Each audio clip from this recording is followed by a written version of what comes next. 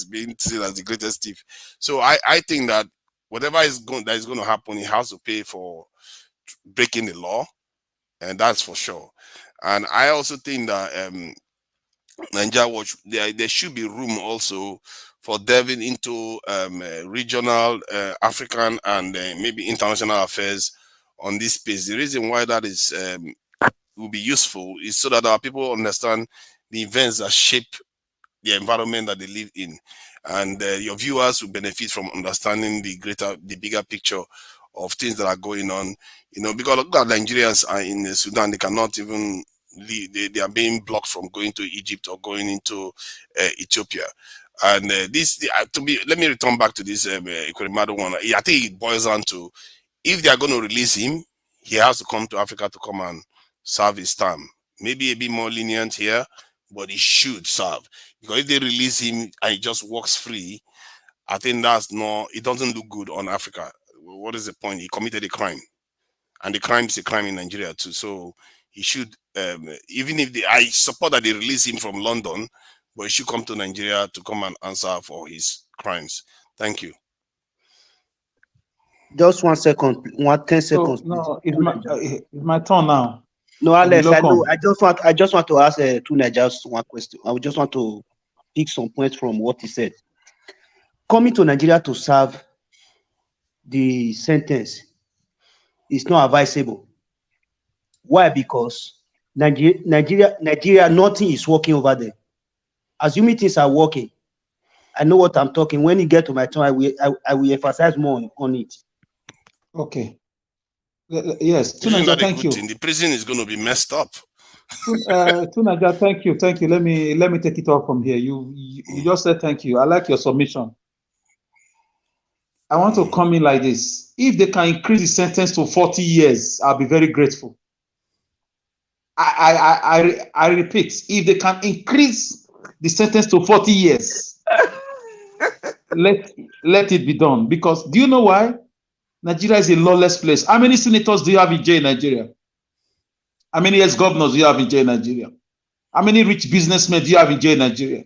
You have a few of them, you don't forget all those things. They don't stay there more than a month, a day. They pay the money and they get out. So it's in a country where the law works. He was convicted. He was charged to court. Don't you get it? And he has been sentenced to 10 years in jail. He's a common thief, a criminal for organ harvesting crime. Alex. No, they never sentence Amo. They never sentence. All those one are fake rumors. Okay. I take that back. I saw that in a website. I thought that he had sentenced. That one are okay. fake. Websites there. Okay, let him. Okay, I take that back. Let him be tried as a common thief and be sentenced. If it is 40 years, 100 years, if they can even add the messenger to him, I'll be very grateful. Why did I say so? You know, I don't just argue. Our people suffer in Niger Republic, in Libya Sea to go to Italy. They die. The media is always on them. Just 3 days ago, a lot of them had mishap.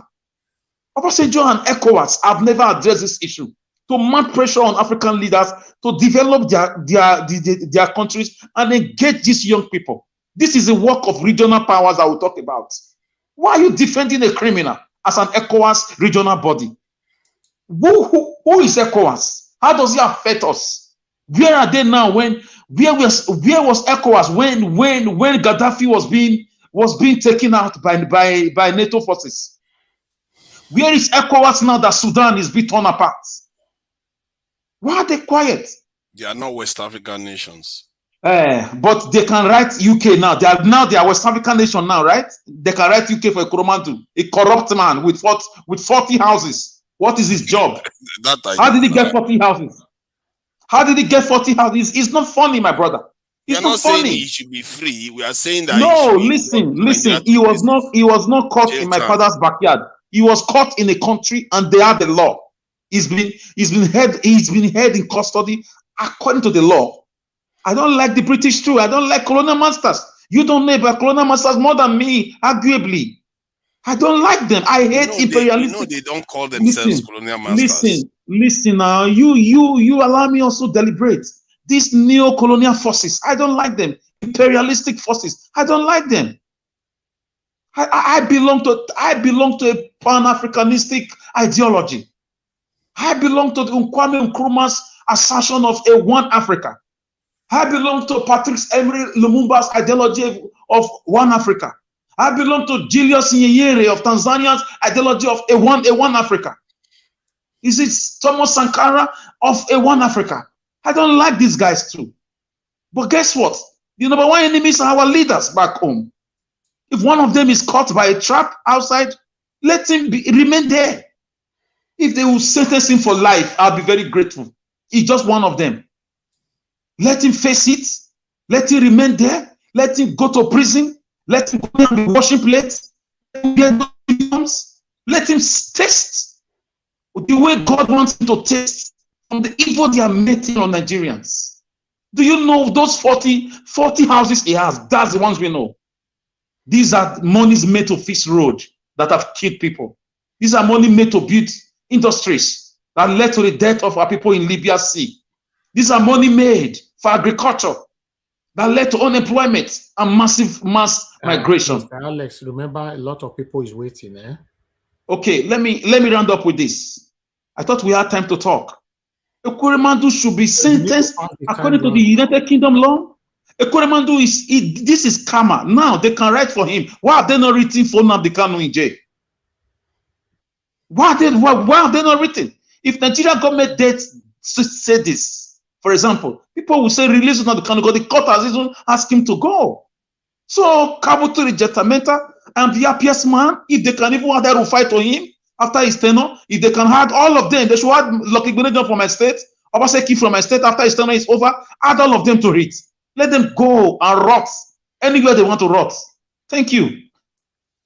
Nonsense. So, who's next? I think it's CM, isn't it? No, it's me. Oh, okay. Sorry, go ahead. Okay, so I have a little joke. Where did I put it before I forget my joke now? I don't know. It's an old joke, so I really lost the details of the joke. It's an old joke. If anybody knows the joke, they can actually correct me. But some people committed crime, and I think it was a Briton and a US person, and they told them they should choose the country they were supposed to be electrocuted. So they were asked to choose the country they wanted to go and get electrocuted. And then I think the US guy chose Nigeria, and then they were shocked. And they asked him, why did you choose Nigeria? He said, because you will live your full life expectancy. There will be no electricity. There will be no electricity to operate the machine. You will be 80 years old. You will still be. You see that there's no electricity? Or the machine that was supposed to use, they pay somebody and somebody embezzled the money. It's funny, you are saying it, but it's true. In Nigeria, we have 3,000 convicts that are supposed to have been executed. They have not been executed in Nigeria. No, there's no electricity. So there's some truth there.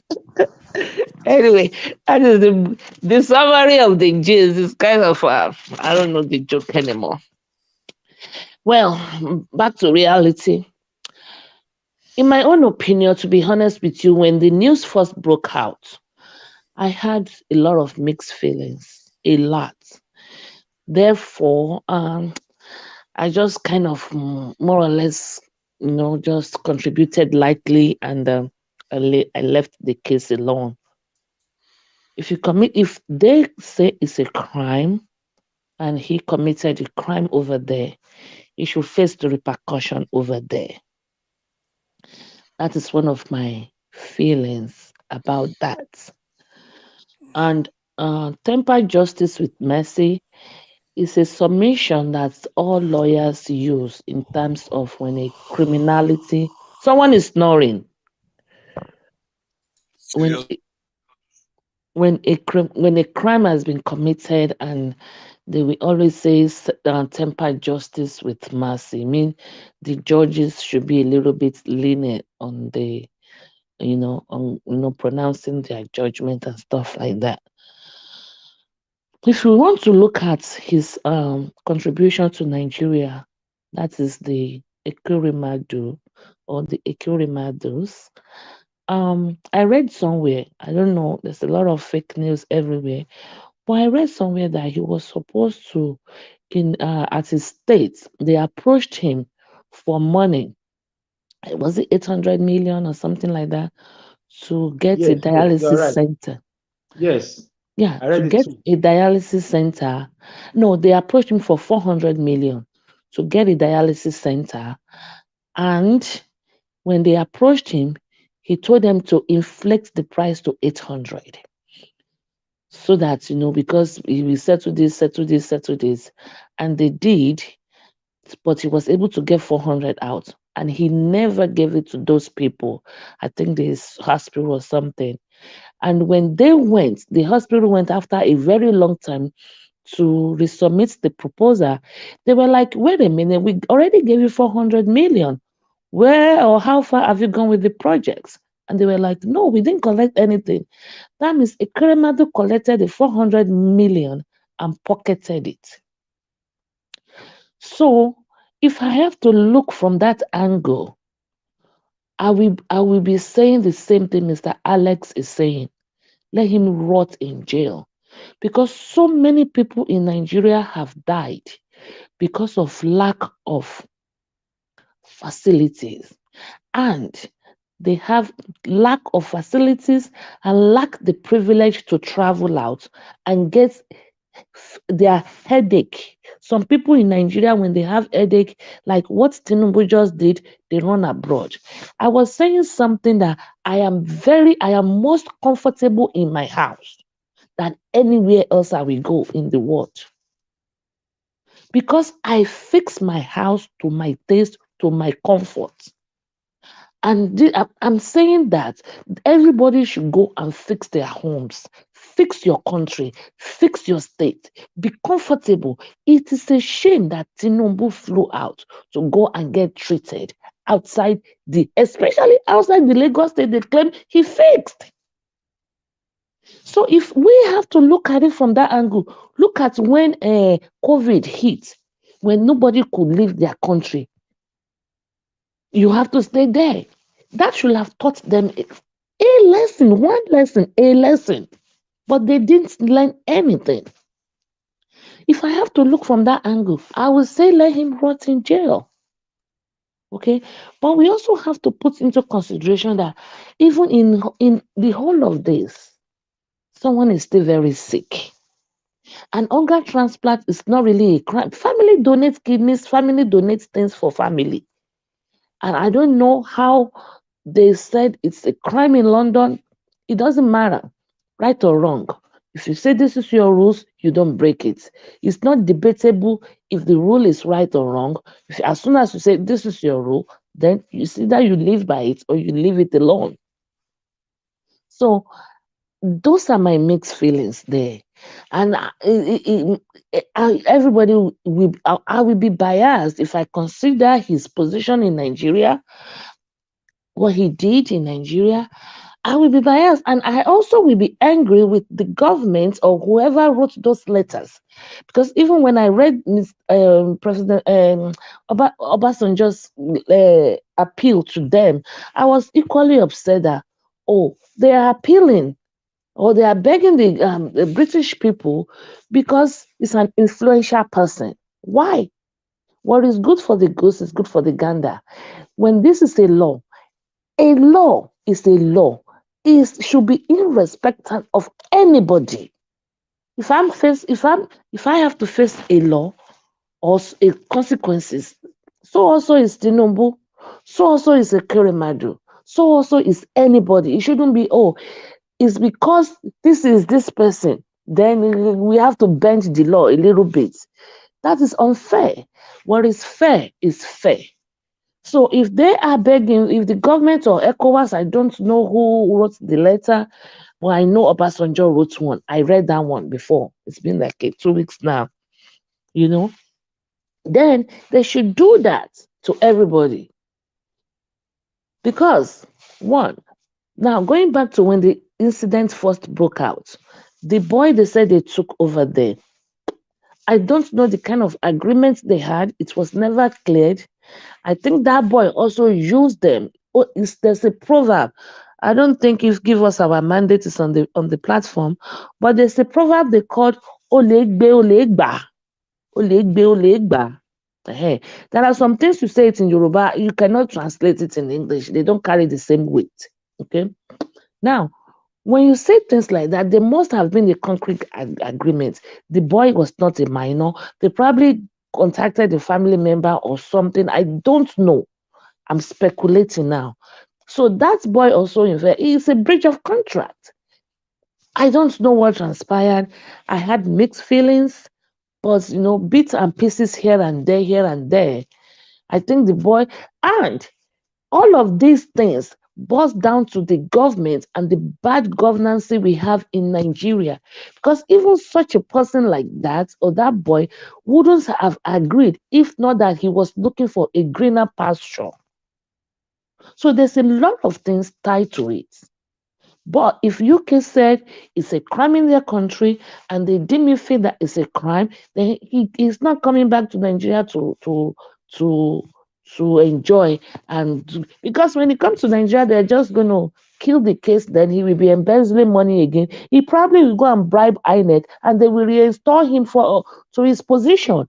And nothing happened, and everything will be swept under the carpet. So no, let him face the consequences over there in England, and let that look like a deterrent to other people, and let them be using all these cases as a case study in Nigeria that there is nobody that is above the law. There is nobody that is above the law. So like I said, I have a lot of mixed feelings, and I can, go in any direction or say, okay, I agree with you because of this. These are my rationale from agreeing with this. These are my rationale for going this direction. These are my rationale for going that direction. That boy, Gongon, also needs to be deported back to Nigeria anyway, because no, No. a contract is a contract, because that boy, I know when he comes to Nigeria, they will deal with him in Nigeria. That's just by the side anyway.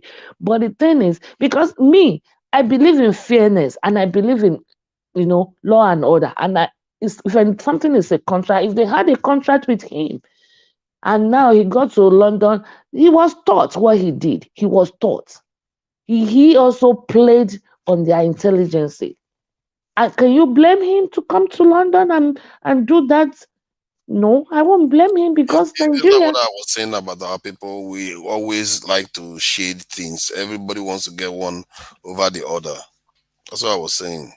Yeah, so it's because Nigeria is not good. If Nigeria is good, there's no, like I keep saying, there will be no need to be running like running abroad, jackpot syndrome. Because back then I have family members that I invited. I'm like, Kuku stay. They say stay for what? I have people working in NMPC. I have lawyers. I have everybody. When I invite them, they're like, what am I going to be staying here? To be driving cab or to be doing healthcare? No, I'm going home. People go back home. Back then, now you will see doctors leaving their profession back there to come and be cab drivers here until they can get their things to get themselves together. Madam, sorry, do you know cause that is this senator and his friends are part of the problems that That's what I'm looted saying. Nigeria. That is why I said I agree country. with you. He should rot Thank in you. jail. He should rot in jail. All right. He should rot in jail. Madam Victoria, I'm sorry, everybody. I would like to add another topic to it in case we have time to add it. Everybody can talk on it, because the full story concerning the property that Tinubu sold. If you guys listened earlier on when I was talking about it, I was skeptical. I couldn't really analyze it because I was waiting for the proper article, despite that the circulation that was going on social media. But People's Gazette have actually brought it out now. You can see right there. Let me quickly just take a read on this so that if anybody wish, you don't have to talk about it, but if you wish to add it to whatever submission we're having right now, this is pathetic, my people. You know, Sheyi Tinubu paid 11 million for the property. The pathetic part of it is that the property seized from Desiani. You know the woman, that Desiani woman, we thief billions from Nigeria. We had for UK till today. You know, they seized this property from Desiani because earlier on we said it seized from somebody, but the name, you know, was not really there. You know, this property was seized from Desiani Maduke, you know, Alice in Desiani Maduke, you know, he paid Anna Buhari now seized this property from Desiani. You see these people, they never enter position. You see what when I see what they do to us, Abi. All right, let me quickly read this one. President-elect Bola Tinubu's son has been linked to a London firm that paid $11 million for a property in London that was previously confiscated from a notorious oil crook. See, Sheyi Tinubu, Mr. Tinubu's 37-year-old son, who has long conned the outdoor advertising marketing in Lagos, was said to have bought the property in 2017, according to a report by business outlet Bloomberg. Okay, the media in a story out Tuesday morning said saying used an offshore shell company, Aranda Overseas Corporation, to close the purchase, which was facilitated through Deutsche Bank. The property is reportedly tucked in an elite neighborhood in North London. The report further described the property as a private 3-floor residence in St. John's Wood, equipped with an 8-car driveway to gardens, electric gate, and gym. The property had been previously confiscated from 2016 from Kola Aloko, a notorious oil dealer who reportedly connived with former oil minister Desiani Alice Maduke to flee Nigeria for nearly half a decade. Shortly after assuming office in May 2015, President Muhammadu Buhari started going after people suspected to have illegally enriched themselves under President Goodluck Jonathan, 2010 to 2015. Mr. Aloko bought the property for about $15 million in 2013, indicating that it was sold 4 years later for a lower price, an uncommon scenario for such an unmarked neighborhood. Okay, I'll just stop it right there. You see, according to this story right now, my concern be say Desiani, this property was seized because of Desiani, because Desiani were allegedly the owner of the property, but you know, say these people that they use different people name, they buy stuff. So Buhari seized this property. How can please mute yourself, thank you. How can property where Buhari seize at the end of the day, a president-elect son can go pay put? And you guys said we should just manage this country like that, right? NWATCH, I wanted to ask you a question if I'm permitted. This is unfair. Go ahead, sir. Ask your question. Good evening, sir. I think United Kingdom law, is it Buhari that have power to come and seize any property there? Because this is what I don't understand. Yes, you can. Yes, you can collaborate. Yes, you can tell any country. So as a Buhari has the power to say, to yes, come and say, I'm seizing it, and you know what? No, because on that, I don't understand the way they. Any president, sir, any president can collaborate with any country where you where you purchase something. American government, they go any country, go they arrest anybody now. Of course, because they agreed with the this is not this is wait, this is not, no, this is different from arresting someone. Someone brought a illegal money. They must have investigated it. Oga, every property Hush Puppy owned in Dubai and every other place was confiscated by America. So what are we talking about? It's the same thing. You are a crime. If they know say you thief, they'll collaborate with that country to confiscate all the cars, go rich, wristwatch, everything. They confiscate them now. Yes, in Dubai. So I think America has extradition and everything with so many countries. I remember those in US can correct. So anyway, make gonna continue with this topic. Thank you. I just wanted to bring this in. Let's allow Madam Victoria continue. I think she was the one talking. Yeah, she can finish her statement. Thank you, everybody. So actually, I think like the Ekweremadu thing, let the law take its course to the full extent. In summary, that's it. That's where I stand. Because I'm a law-abiding citizen and I like law and order, and let the law take its course. Okay, I don't know if I should comment on the one he just introduced, or we're going to have another round. Hello? No, Continue. Can I ask a question then? Can I ask a question? So is it okay for Nigerians that commit crimes overseas to be jailed there, while foreigners that commit crimes in Nigeria, many of them people ask for them to be returned back to their country? Can I quickly answer that? Okay, go ahead. 20 seconds. Yes. Are you aware that a Danish man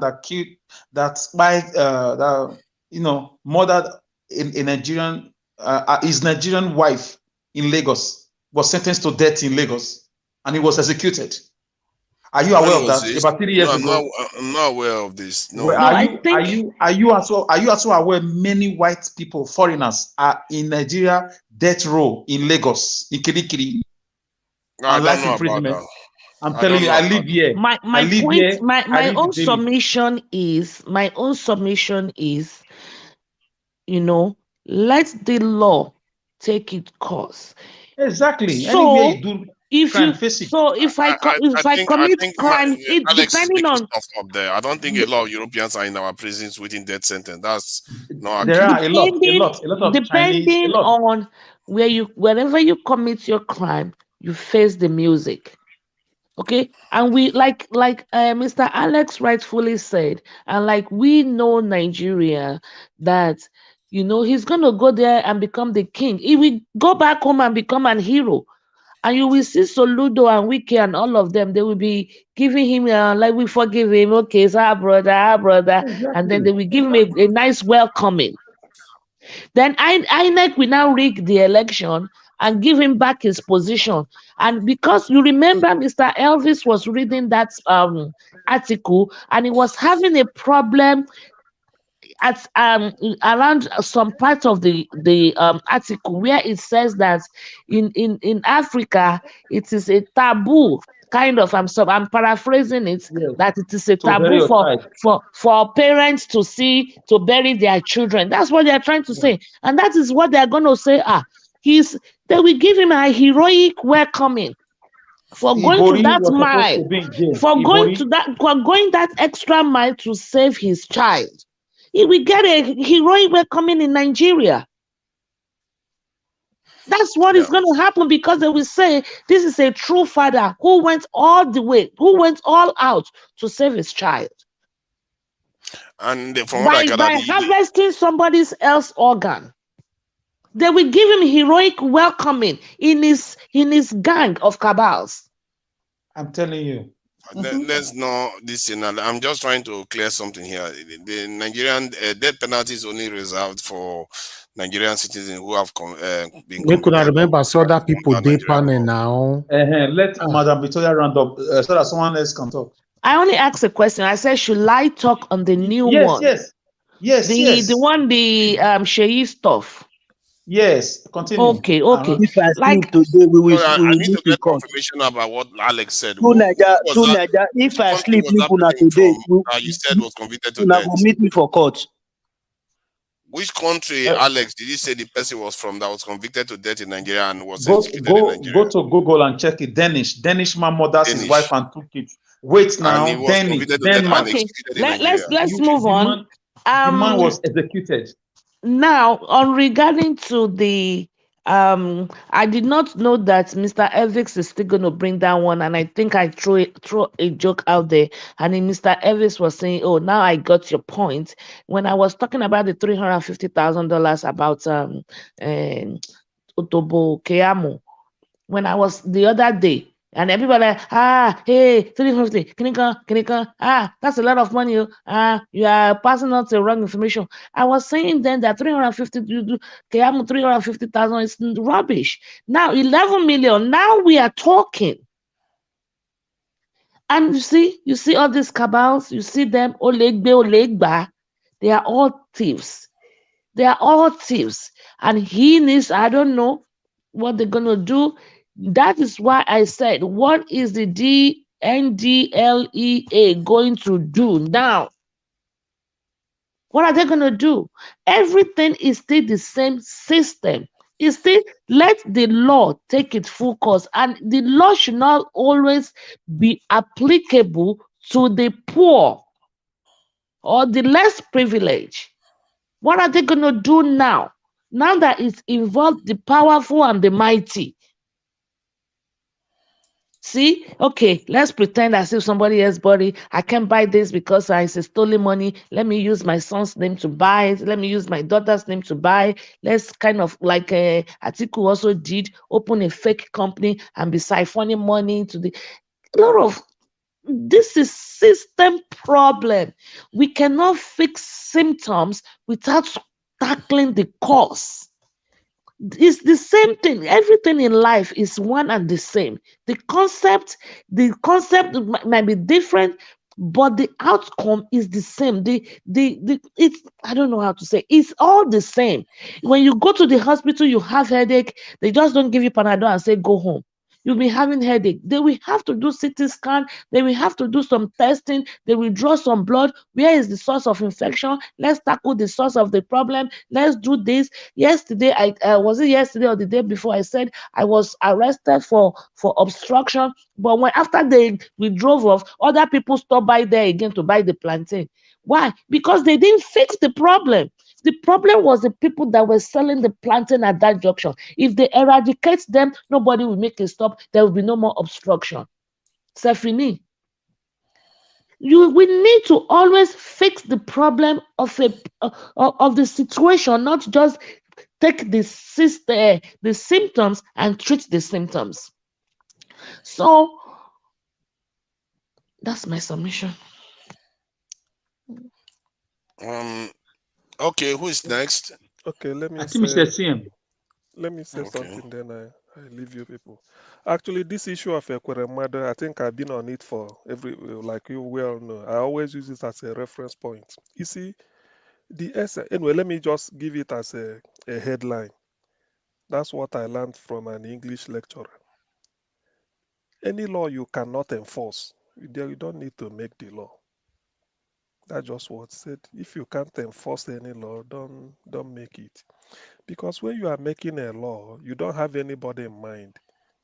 It could be you that is part of those formulating it at the time. Ekweremadu's case to me is beyond pardon. I wish he's not a public official and this thing happened. Maybe he's a private citizen in Nigeria, but private in the sense that he's private, but has got money or be a bit influential, in which somebody might start to you can't just peep into his whatever dealing beyond the realm of interest. But you are talking of a public official, a lawmaker, a senator for 12 years. You make the laws.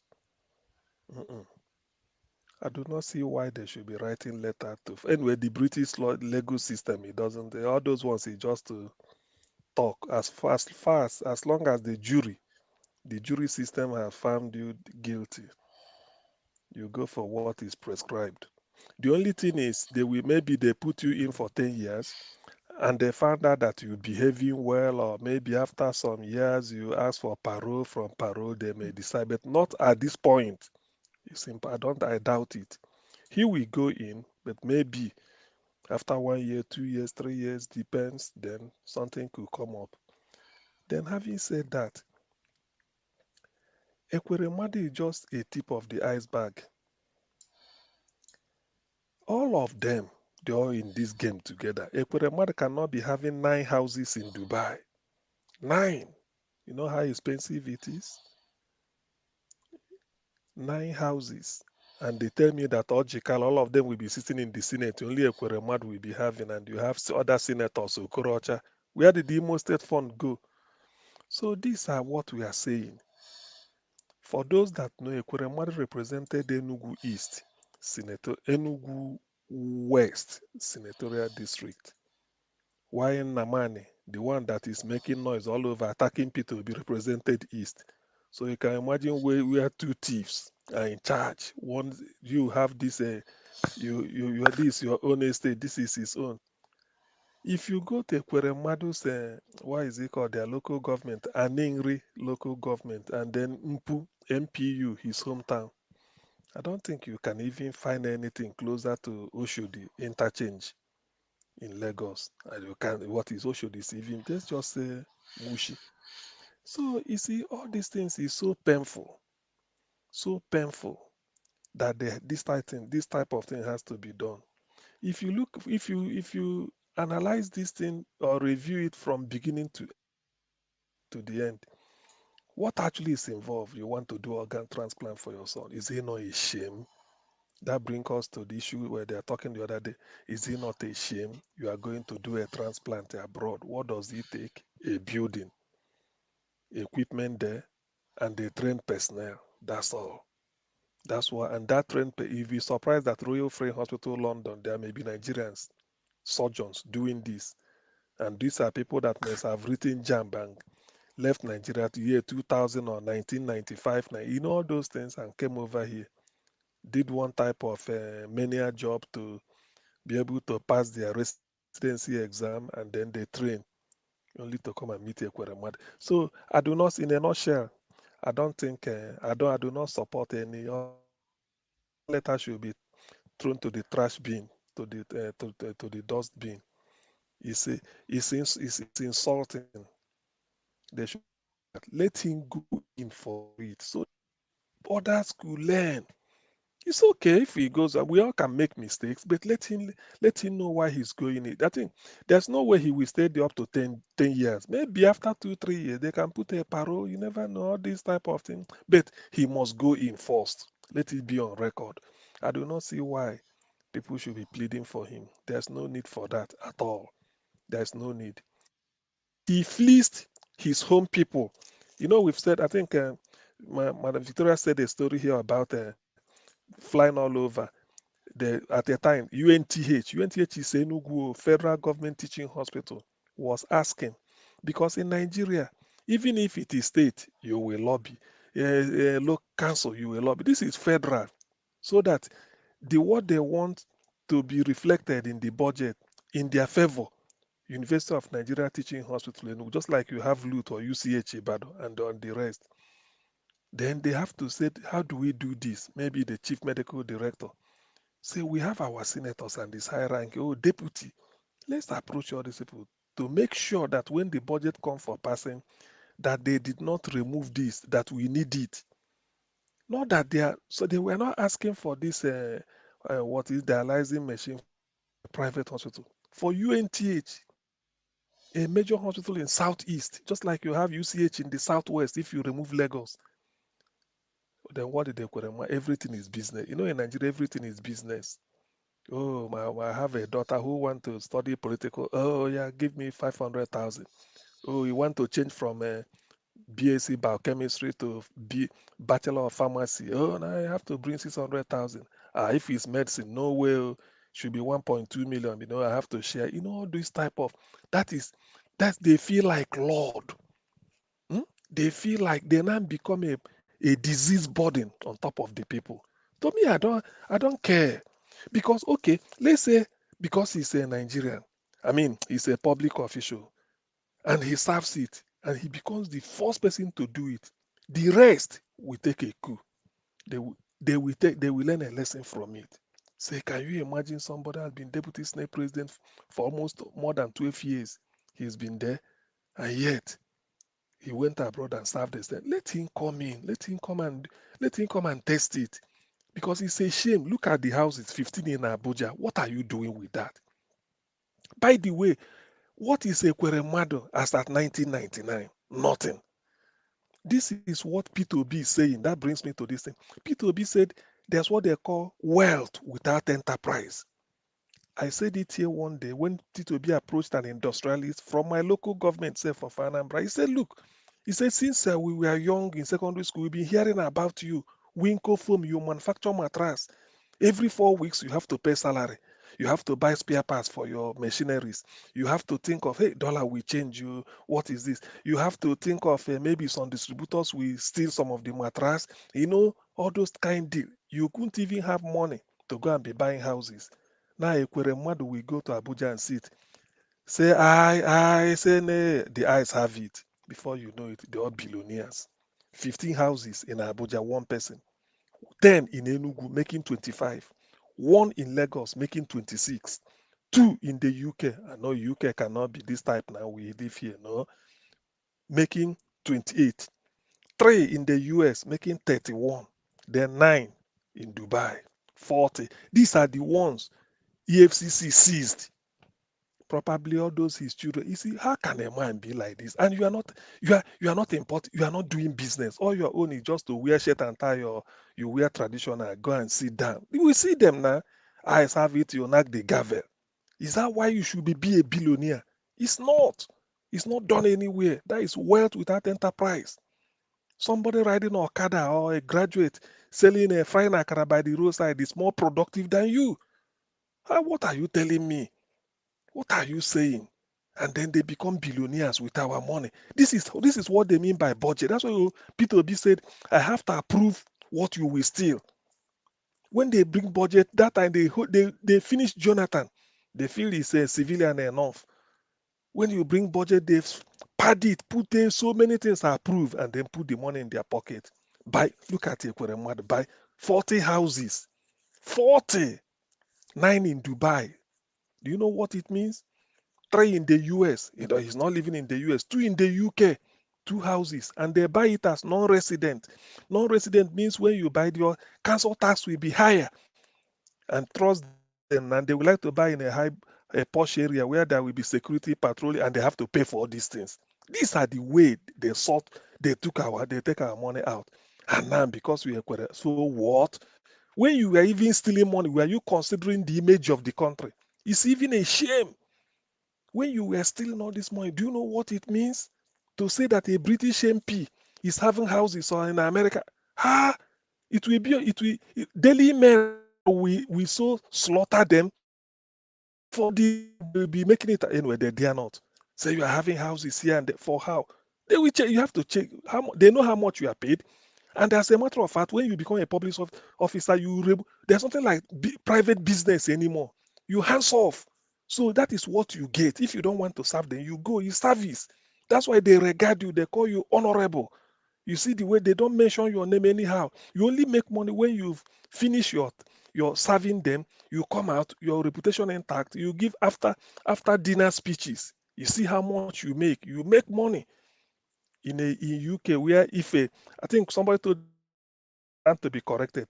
The suit you wear, if you receive a gift, that's what they call privileges or something like something like a register they open, that whatever gift you receive, it's not that you won't receive it, but you go and write it there so that they know. So that if something they have to go and probe and find out that the company giving those buying you this, you influence, they later get a contract. That's to check conflict of interest. Why you are receiving gift from people? Oh, they give me birthday cake. Oh, this one give me every time I make. You have to, everything should be written out. Because they want to be honest and they help the people and not to shortchange the people. These are money that should have been used to build hospitals. So why should I pity him? I don't. I can't. I can never pity him. As much as I may not advocate for, maybe they give him 10 years, maybe they give him 500 years, I don't care. But let the law Mr. take its CM, course. can I please ask you a question? Was Yes, the please. parents actually tested to see if they match, or they don't want to donate their own? Eh, ha, Victoria, if you ask me, who I go ask? There's some questions that are beyond. It's a good question, but I don't know the answer. Maybe I Maybe should go and Alex can ask help or Google. to Nigeria when it Maybe I when should go it and comes ask to them. Google. When it comes to them. So even kidney, this thing called kidney. You God gave you two. So if you remove one, I know you reduce the type of wine you drink. Anything. But let me not take your time. So what I'm saying is this: please, something must have to give. The people are suffering so much because of theft. My love for Obi is because he's not interested in stealing public money. I can forgive a, somebody we elected. He went in there, he didn't steal money, and he wasn't able to do much. But the money is there, which means if he goes out, somebody coming in will see money to help. Not that you didn't do anything, you stole the money. Now we are borrowing. And when they borrow this money, they share it. Could you believe that Ekweremadu sin number 2, they will approve new cars? Senators will be there instead of you to say, okay, now let them be buying from innocent. At most, you tell innocent, Nigeria will be patronizing you. You say, now a law, put your plants in different geographical zones to create job. That is how to do it. But they will there approve cars for themselves, imported. And because of that, you don't have how they do it. I mean, that is another Bureau de Change and Business Center. This man, whatever he's giving, he deserves it. I don't have any single sympathy for him at all. The law, nobody is above the law. That's the meaning of rule of law. Nobody is above the law. More so when they are the people contributing to our suffering. I mean, if it takes Ekweremadu going to prison for the system to change, so be. I mean, why wouldn't it be? Now we are talking of 11 million pound. How say it was seized from Desiane. That is the meaning of all this loot. Okay, seized from Desiane through Kola Luko. Now ended up with another Shei, stroke Tinubu. What? Tell me, what are you telling me? When will all this nonsense end? When will it end? The same thing. 11, sometimes I forgot, 11 million pound. If you divide it by how many 774 local governments, I wonder how many million naira it will give. They will tell you that some people are having pensioners are not paid even at the local government level, and these are old men and women. Imagine when you get to, remember in Nigeria nobody retires says it's through age. If you are getting to 60 to retire, you go and swear another affidavit and reduce it so that you keep being 54. Even when you are 67, they say 54. It's not due to retirement. So you keep fabricating until you want to die. The system is so rotten that if we have to outsource, I'm being honest with this because it's so delicate, it's so the sort of what do I say? I'm disillusioned. If you say Ekweremadu go home and serve the decent, it won't work now. We all know it. At most, they say it's in Kuje prison. In the night, they come and maybe 7 p.m., they open the back door. Somebody will come and drive him. He'll go to somewhere in his posh house in Abuja and sleep. Early 6 a.m., they'll drive him in. It happened in Nigeria. We know this. I'm not making it up. It has happened in the past. So he's spending the prison. So and when he comes, they give him the warders will be saying, it's Ekweremadu here. Let's do it. Let's do it. And his houses will be running, making money. In fact, he may not even be eating in the prison. They will prepare special food and be given to him. Bring it. It will be running. So is that prison? Is he still really in prison? He's not. Before you know it, they said, okay, amnesty. Like Dariye. Buhari gave Dariye and where is the other one of Taraba? Then amnesty after maybe midway into the administration said they've pardoned the Ekweremadu and all these things. Man, it's a joke. It's a terribly joke. But I thank God if since they don't want to learn their lesson, let them be disgraced abroad. Although I'm not happy that it's happening, but if that is what we change it. Otherwise, ordinarily we could have said, go home and serve your prison sentence, which is still good. But me and you, we know that it's not gonna, it won't be possible. At most, the first 1 month, he said he landed in Kuje prison. It was like another Mecca. You see all Jikalo were flying to go and see Ekweremadu. Korocha will come, Namani will come. Then Oshimole may be going, say, is it not time for you to change to APC? You know, this is what they will be going there to visit him. In the night, he won't sleep there. That dirty bed, he will never sleep there. He just whisk him out in the night. In the morning, they bring him back. Say the Ekweremadu is in prison. For where? So please, I don't really need to belabor it more than people have said. It is well deserved dishonor that he got for himself, and given everything considered, let him serve his prison sentence. At least people should know that because of organ transplant, they couldn't do it in our country. Sometimes you have to wash your dirty linen, not really in the public, but in a where is it? Where probably in a big stadium. You have to go there and wash it. If that will make it clean, if this is what will change our situation, let it be. Let it happen. I'm in support of it. I can vote for this time because we want to change. The world is laughing at us. Why do we have any shame at all as a country? If we can come this low and then we move up. Colombia was once a pariah. Nobody want to hear about Colombia in the 80s and early 90s. Today, Spanish, who colonized them, people are going to Colombia to go and look for a job. The country has come up, and now they're talking of entering Colombia and with Turkey and all these people. So it's changed. Look at where they were before. Look at where they are going up. So I believe Nigeria will come up, but maybe this type of thing should happen. The young shall grow, but the old must die. You know. So let me leave it here. Thank you. Yeah. Personally, I still think that we should be bringing our prisoners back home, and the government can always have an agreement with the Europeans on the conditions that he will be jailed in, so that they can also ensure that they have a peace of mind that he's serving the terms. This idea that foreigners are going to help us clean because we jail foreigners, it didn't help. After all, they jailed him all this while, and this guy still went and bought property for 11 million. It didn't help. Oga to Nigeria, that one no go work. Let me finish what I'm saying. You see, this thing we do, we outsource our own job to foreigners to do for us is childish. We really need to grow up as a people to understand that we have to start determining our own fate. Whether Ekweremadu is a thief or whatever, is our thief. Let him come home and face our own judgment. Whether if we cannot hold him, it's us that is failing, not put it on foreigners to take care of for us. Because when he's there sitting with foreigners right now, they can milk him for all any information that they want from us. They can use him against us as much as they see fit. There's a reason why foreigners don't leave their own people with us. And what this guy is saying that they executed that Danish guy. They didn't execute the Danish guy. They just convicted him. They didn't execute him. So I don't know where he got the information that they executed the Danish guy. They didn't execute him. And see, the thing is, sooner or later, if you look at the way Israel behaves, if you don't value your own people, you think your own people, other people can go take care of your justice for you, don't be surprised when they treat you like trash.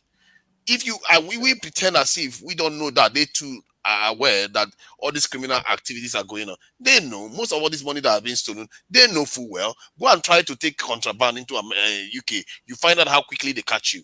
So you're telling me somebody will carry millions into that country and they don't have a clue where it came from? Yes, they do. You can't even withdraw 10,000 from your account in this country without it being flagged.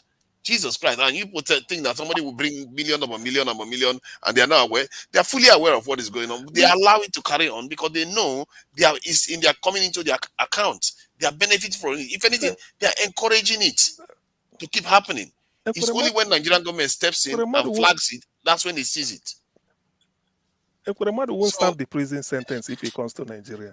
You see the way our prisons are. So, in other words, the essence of bringing him home, to be honest, on principle, is good. Take him to Kuje or Abakaliki prison. He's there to, at least the dirty surrounding is enough punishment for him to be there, even if it's for 6 months non-stop or 1 year. But I've told you the deal that goes in there. he may bring somebody to replace him. If you go to that room, if you listen to The what they do, British so can in that monitor him. The British can monitor him. They're like, that's what I'm see, saying. They can No create conditions. When monitoring they do that, work. I No, think no can I monitoring can work in I can I Nigeria. talk please? They do that with other prisoners. Like when they want to, if you want to send prisoners to some countries that you are not sure whether they are not going to carry out, they will seek guarantees. You can see guarantees from the country you are sending them to that okay, you're not going to execute this person. This is the way you're going to keep this person. You're going to be sure this person is going to be. So you can set conditions to ask him to be returned back.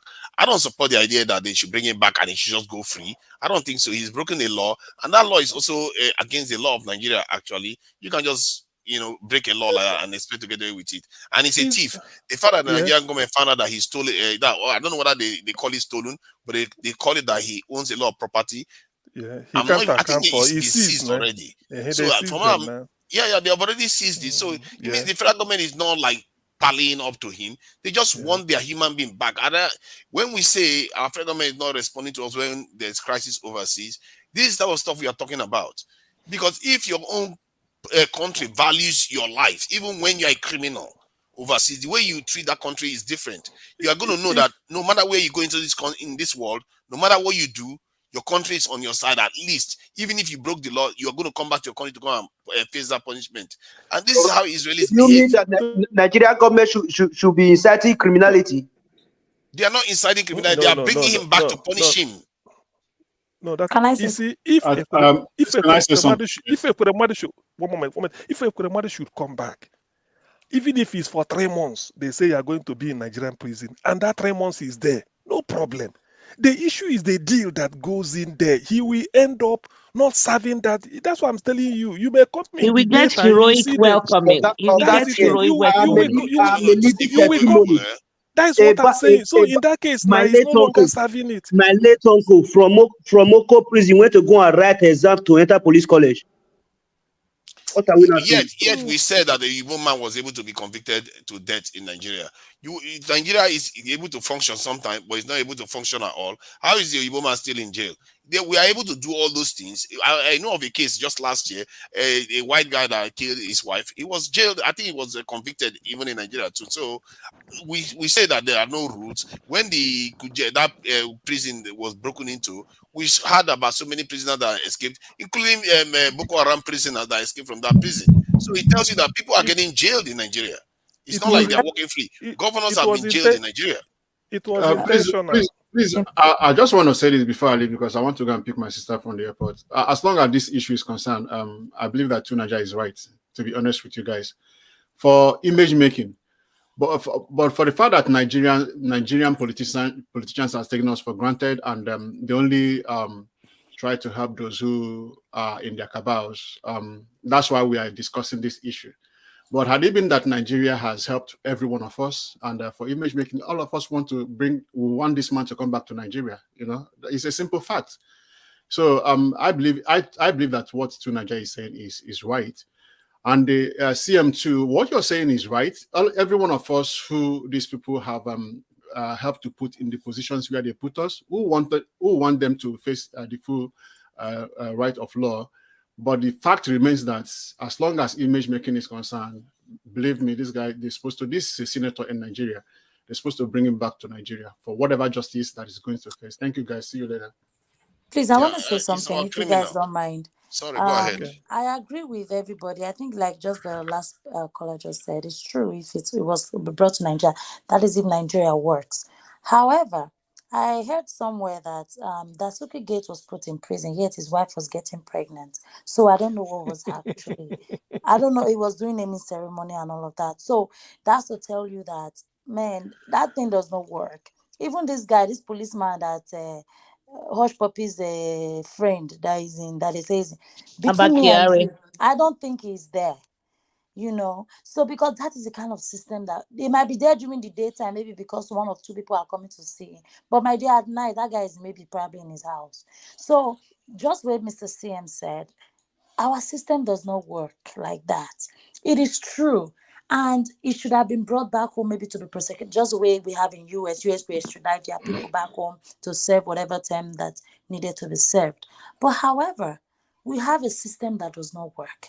We have how many Nigerians, a normal Nigerian, just like me and you, without any political affiliations, have been treated like Nigerians, have been treated like human beings.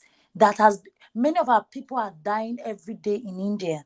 They are dying every day in all these countries, that could have as well be brought home to face this to face judgment. However, our government does not care. What's that name? What's the other one? Abike Dabiri said, oh, they keep carrying drug and they want someone to come and rescue them. Okay, so what is good for the goose is good for the gander. So, guy, face it. Maybe in the era of our kids, when Nigeria start working, yes, we will advocate for them to be brought back home. But right now, Nigeria is not working.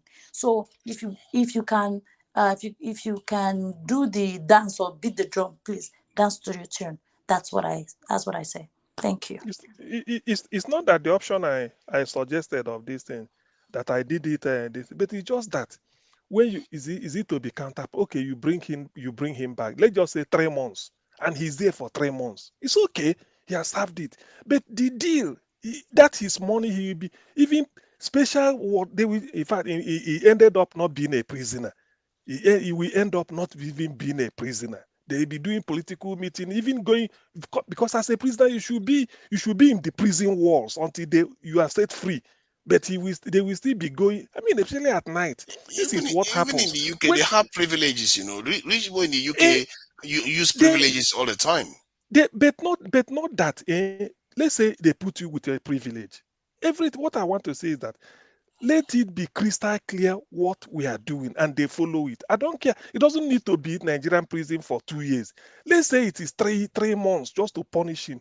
But later 3 months he will be there. That is today with all the rules, so that dirty environment, that deprived freedom, all those inconvenience, he suffers it for 3 months and comes out. That is the prison. It doesn't mean he will still eat and be alive. But the fact that you will say he's in the prison, it happened. This thing started happening. In the night, they say they will even come and take him out and then bring the money in the morning, tinted this thing will come in, all those. And even the people, so many people will be lobbying, put me in that area where Ekweremadu they so that they are now special food coming. In that case, now is he really okay? Is he really suffering? He's no longer suffering. And mind you, and mind you, trust Nigerians. Before you know, you say, hey, Ekweremadu, his health is failing. He need to be flown out to go and take treatment. Am I lying? Babalake was giving Lagos a Bado Express, not a politician. Babalake was giving, he's the chairman of one construction company, giving Lagos a Bado Express to tie under Obasanjo. They embezzle the money to try the man. Before you know, hey, his health is failing. They bring him out to go and put him in one executive hotel. Every time you see him lying on the bed reading newspaper, nothing is happening.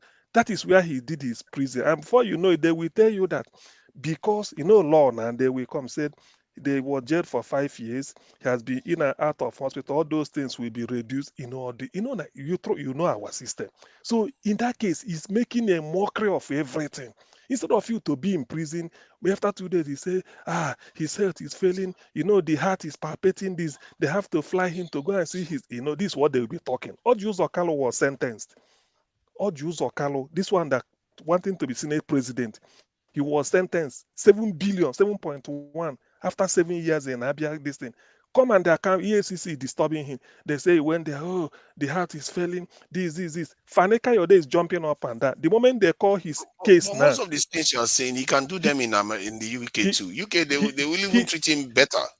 He will fall, but in that case now, they will be convinced that he's having it. In our own case, it's not. All those ones, he just a way to take him out of prison walls to go and put, because at least UK prison, at least it should be clean.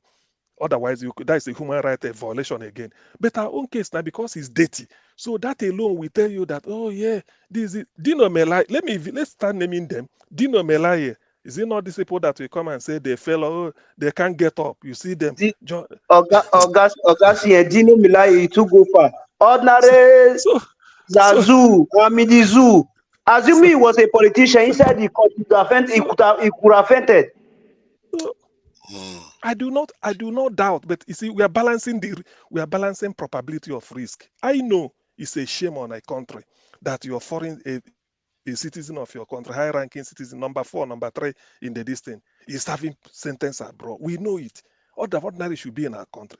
The moment he comes in, this is what they play. Instead of saying Ekweremadu, just let's say 2 weeks, but that 2 weeks be 2 weeks, because you will feel that dirty environment and not being access to the type of bed you sleep. But they will say he's there, and this is what they play. You bring him to court, they will collapse. Nothing is happening. No, hey, he's dying. They will bring us. They fly the doctor, let him go and take treatment. The house arrest. By the time they do all this gara. Think about it. If the British government, if the Nigerian government assures the British government and they renege on it in any way, that is going to be extremely damaging. And as a matter of fact, the Nigerian government could pay a lot of money for that problem. And they can get money. Hold on, they can get assurances. You have to understand the way these things are done. You think the British are stupid? They are good at doing these things. These are people that know how to monitor each other's nuclear weapons. So on monitoring one person, they can do it in such a way that they can monitor him. The only reason why one of the things they could do is to say, okay, because it's cheaper to have him in Nigeria than to have him there in the West, actually. So they will be happy to return him back. But as long as the Nigerian government secures him, and they will stop him. Even if they have to install sensors themselves to make sure that he's where he says where he's supposed to be, they will do what they need to do to make sure. But as long as he's back in Nigeria, the thing is, the West African Union has a lot of power, the ECOWAS, because now they know that a lot of British nationals are in the West African region, and if the British refuse to move. Now they are not only dealing with Nigeria, they could be dealing with Gambia, they could be dealing with Ghana, where they love British nationals. So when the British nationals get into trouble there, then the British will have to negotiate their way out of that one too. So you see what I mean? So I still think our leaders should be exerting power on behalf of their own citizens. They should be going to India, they should be going everywhere to do, and even in Nigeria too. I think in India, our culture should change. There's something about us that we don't value ourselves. We need to start valuing ourselves to be more and caring for every single one of us. Because the essence of prison, when you commit a crime, they put you in prison. I think it's for reformation, for you to have introspection. Is it not in Brazil, they say when you go to prison, the more books you read or you are learning skill within the prison, they are reducing your number of your period you have to spend in prison. Some people finish. You've seen where Israeli people are returned. That's an Israeli person who be in another country dead, not even alive. They will return. They will ask for that one body to be returned back for 80 prisoners of the other country. 100 prisoners of the other. It's like crazy. Prisoners. Yes, and those prisoners are criminals who that sinned against Israel. They will release them just for one of their own people's dead body. Yes. So we have to value our own. Yeah, you see, we don't really need to go to that length. If we can allow, let 1 week in prison be 1 week for everybody in Nigeria. It's okay.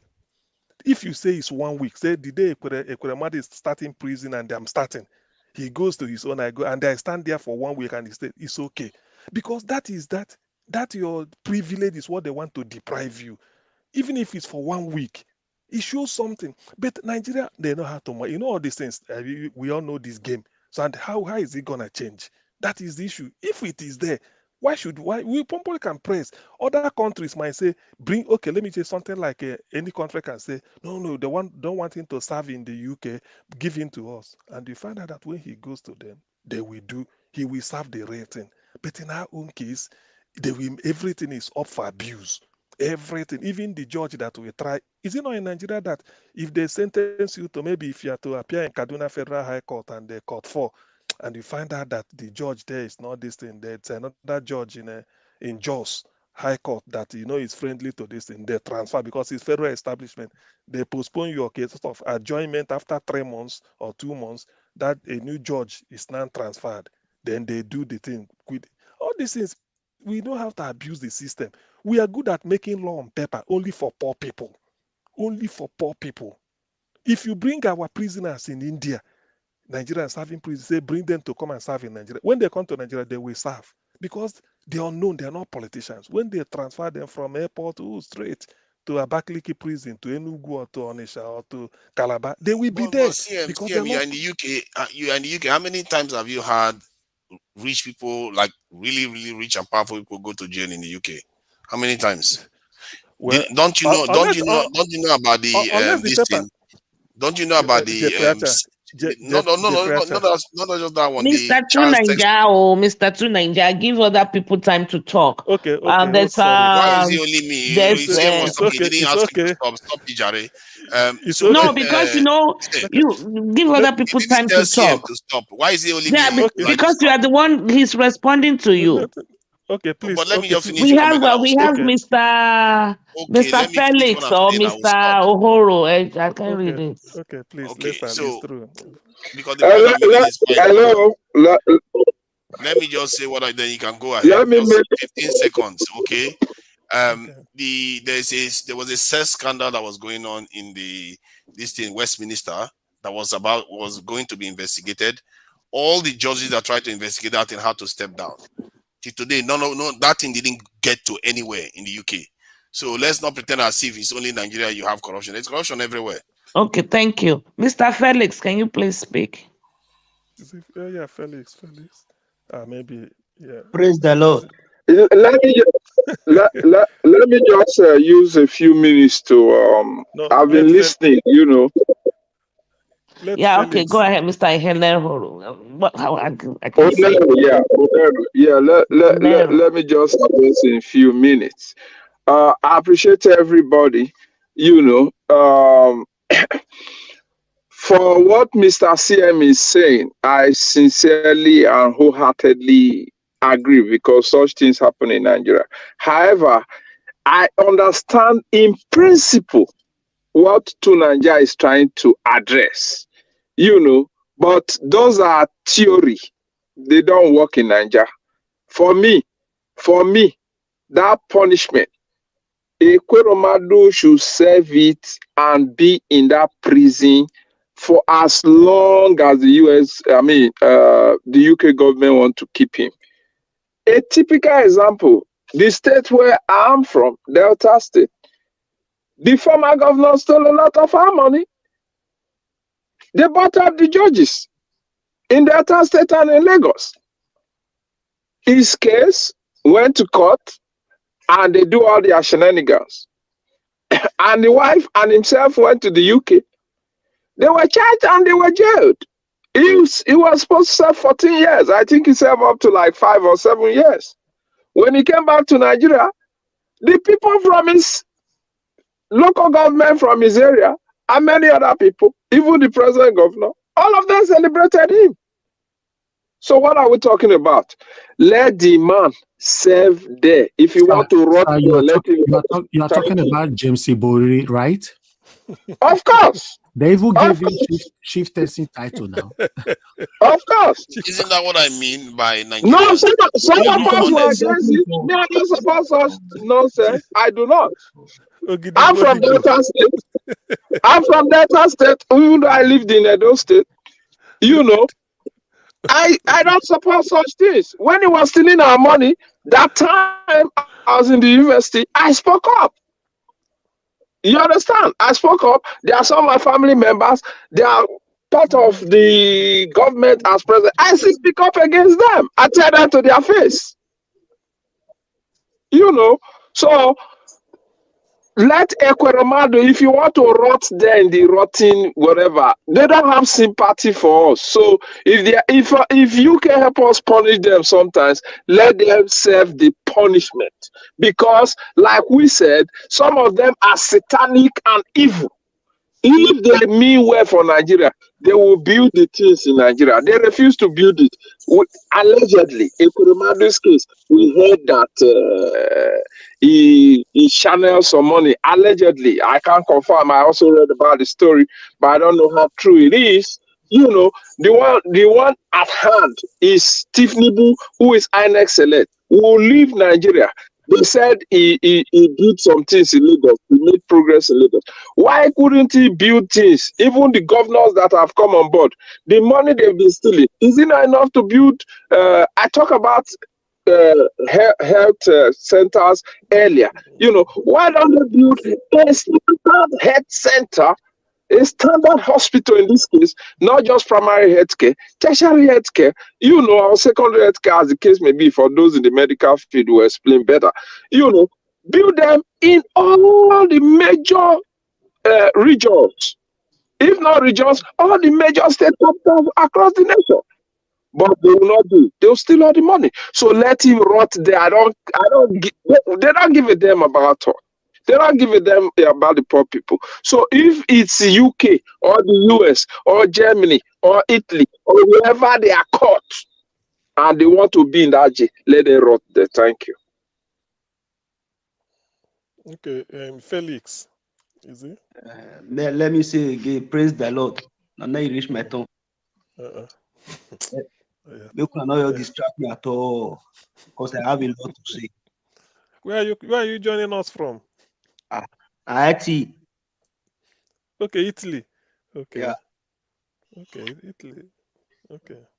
Yeah, let's start from Ekweremadu. Yes. In addition to what you said that they should throw the letter away, no, they should not. To me, they should not throw the letter away because the person that wrote the letter, he did a very good job. He helped. If the UK government did not know that he's a lawmaker in his own country, those that make the laws that supposed to guide the country, is the head. So by so doing, he knows that what is about to embark on is a crime, and he voluntarily did it, which means if you are a lawmaker, you are the people that make the law. You know everything about the law, and you still go against the law. You have to face the highest judgment, the highest sentence. All those that they are putting on internet allegedly that is 10 years. To me, 10 years is not enough.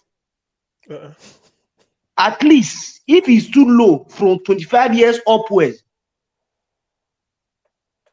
By so doing, all the other politicians will learn. Just like Tinubu, when I was growing up, UBTH was one of the best hospitals in Africa.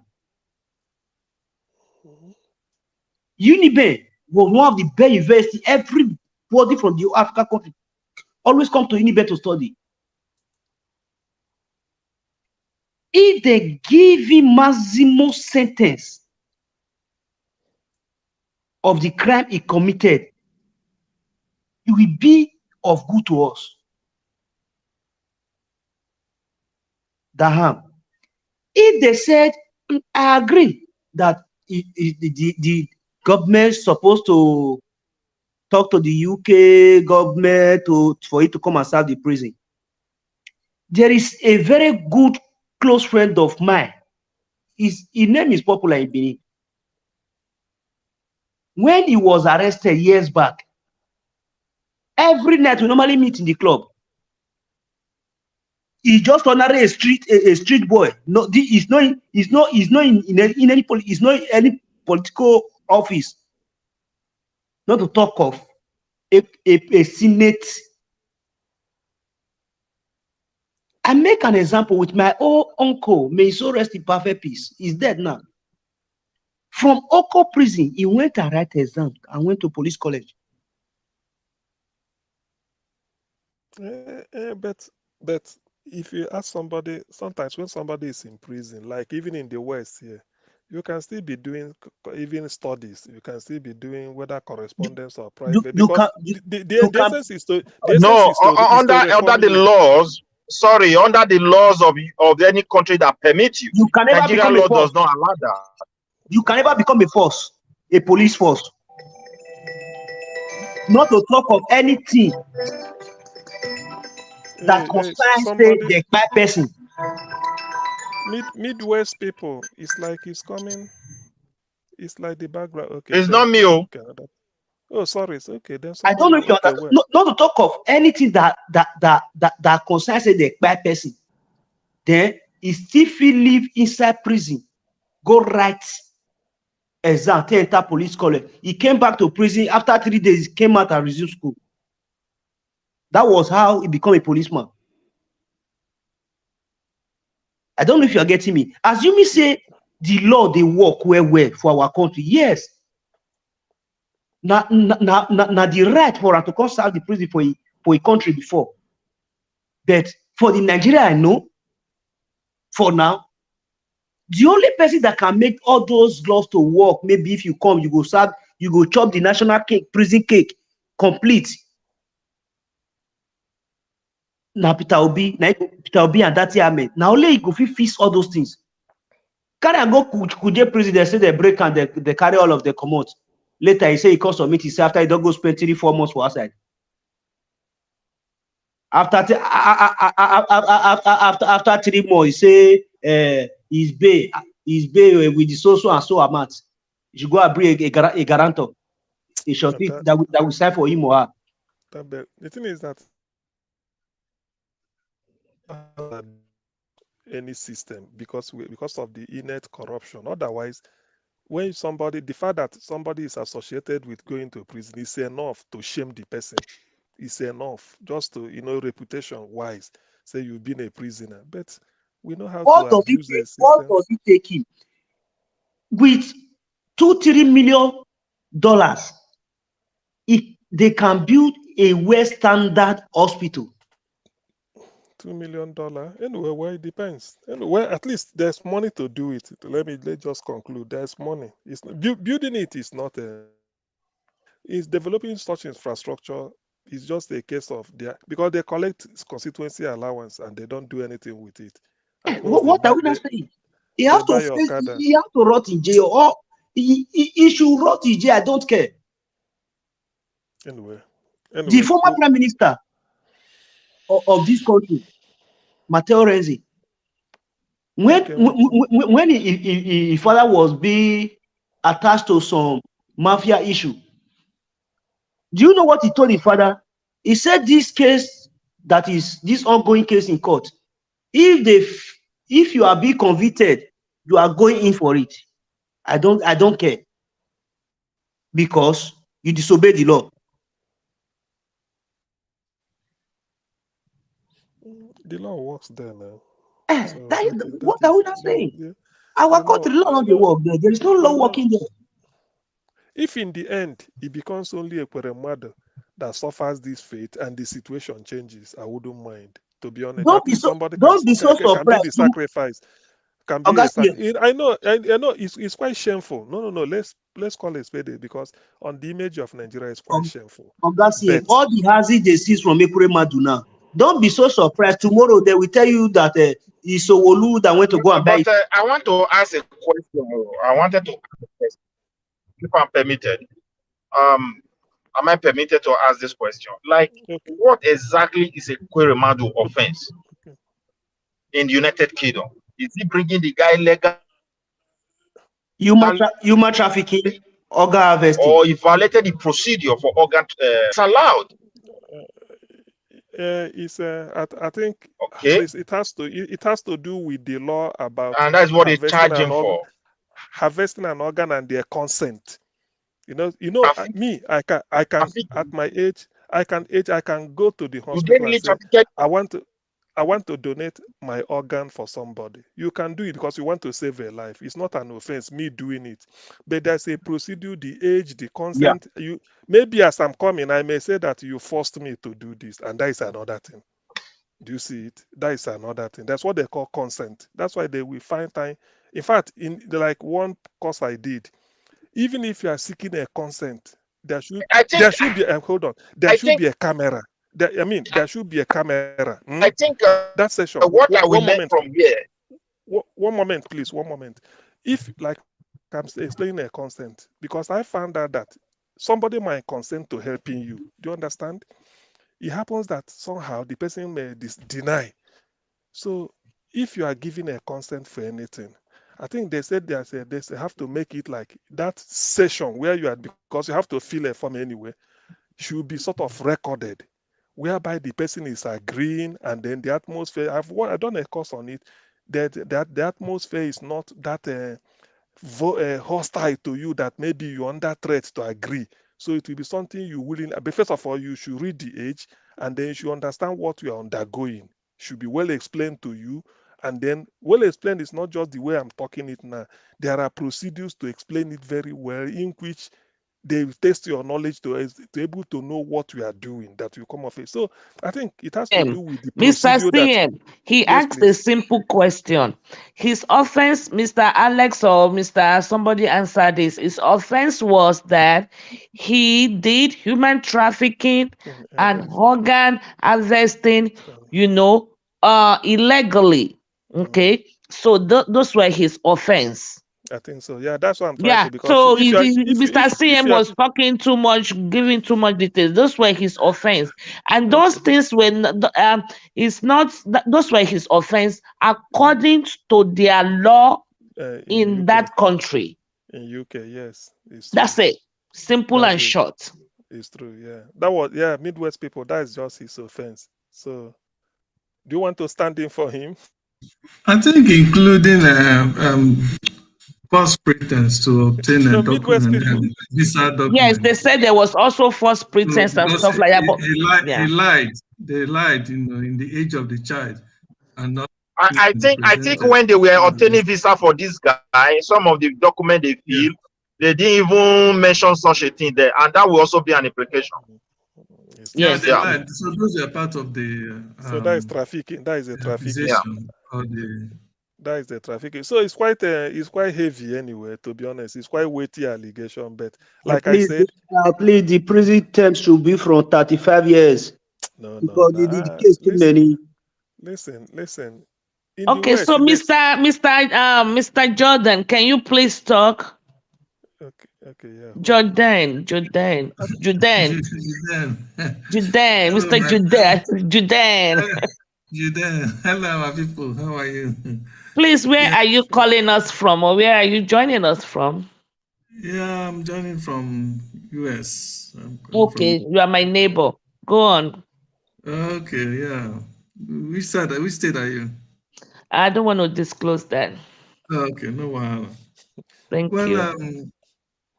for Ekwerimadu's case, just like every other politician, I have zero sympathy for all of them. In fact, I'm even happy that this nemesis has caught up with him, and I hope such will continue to happen to all of these evil and wicked, demonic politicians that have lost every sense of humanity, just for their desire to acquire wealth that only God knows. Even after they have gone, their children and children will not even finish all they have acquired at the back of the poor masses, not caring that millions of Nigerians, even tonight as we speak, are going to bed or have gone to bed without food in their mouth. Yet, these evil people will come and be telling us lies. And those who have been supporting them for tribal sentiment continue to support wickedness. It baffles me. So Ekweremadu, for all I care, I wish they can give him up to 70 or 100 years, so that while he's still while he has died and is still in the grave, he will still be serving and him and their wife, because these people have no human sympathy. In most forum, there was one this thing I call in Voice of Nigeria or something. Not just only that. Sometimes when people like us are speaking, they say, "Oh, you have to speak. You have to be civil. You have to." Are you kidding me? What kind of civility would you have for when you are addressing these evil human beings in Nigeria called politicians and their cohorts? Anybody that can speak any way he wants to address them is allowed, because these people don't have respect for any human being. They don't, okay, look at that child. If this thing hasn't happened, maybe let's just put it, if this thing hasn't happened, who knows what could have happened to that child? And you and I may not even know what could have happened to that child. If that child had somehow went into that surgery, organ, something, they harvested it, and in the process he died, do you think anybody will hear it? They will just cover it.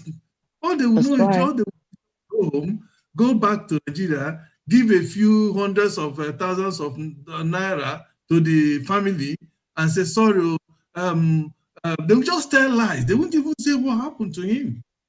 And that will be the end. Okay? Good point. That will be the end. If you follow the boy's story, they went there. And eventually according to the story, though there are some versions of the story, but the one that is kind of popular there, which some of us probably know, that the organ does not, after going through some tests, a guy is not compatible. Okay, he couldn't match. He couldn't match. He wouldn't be compatible with the child soul. So they became disappointed and abandoned the young man.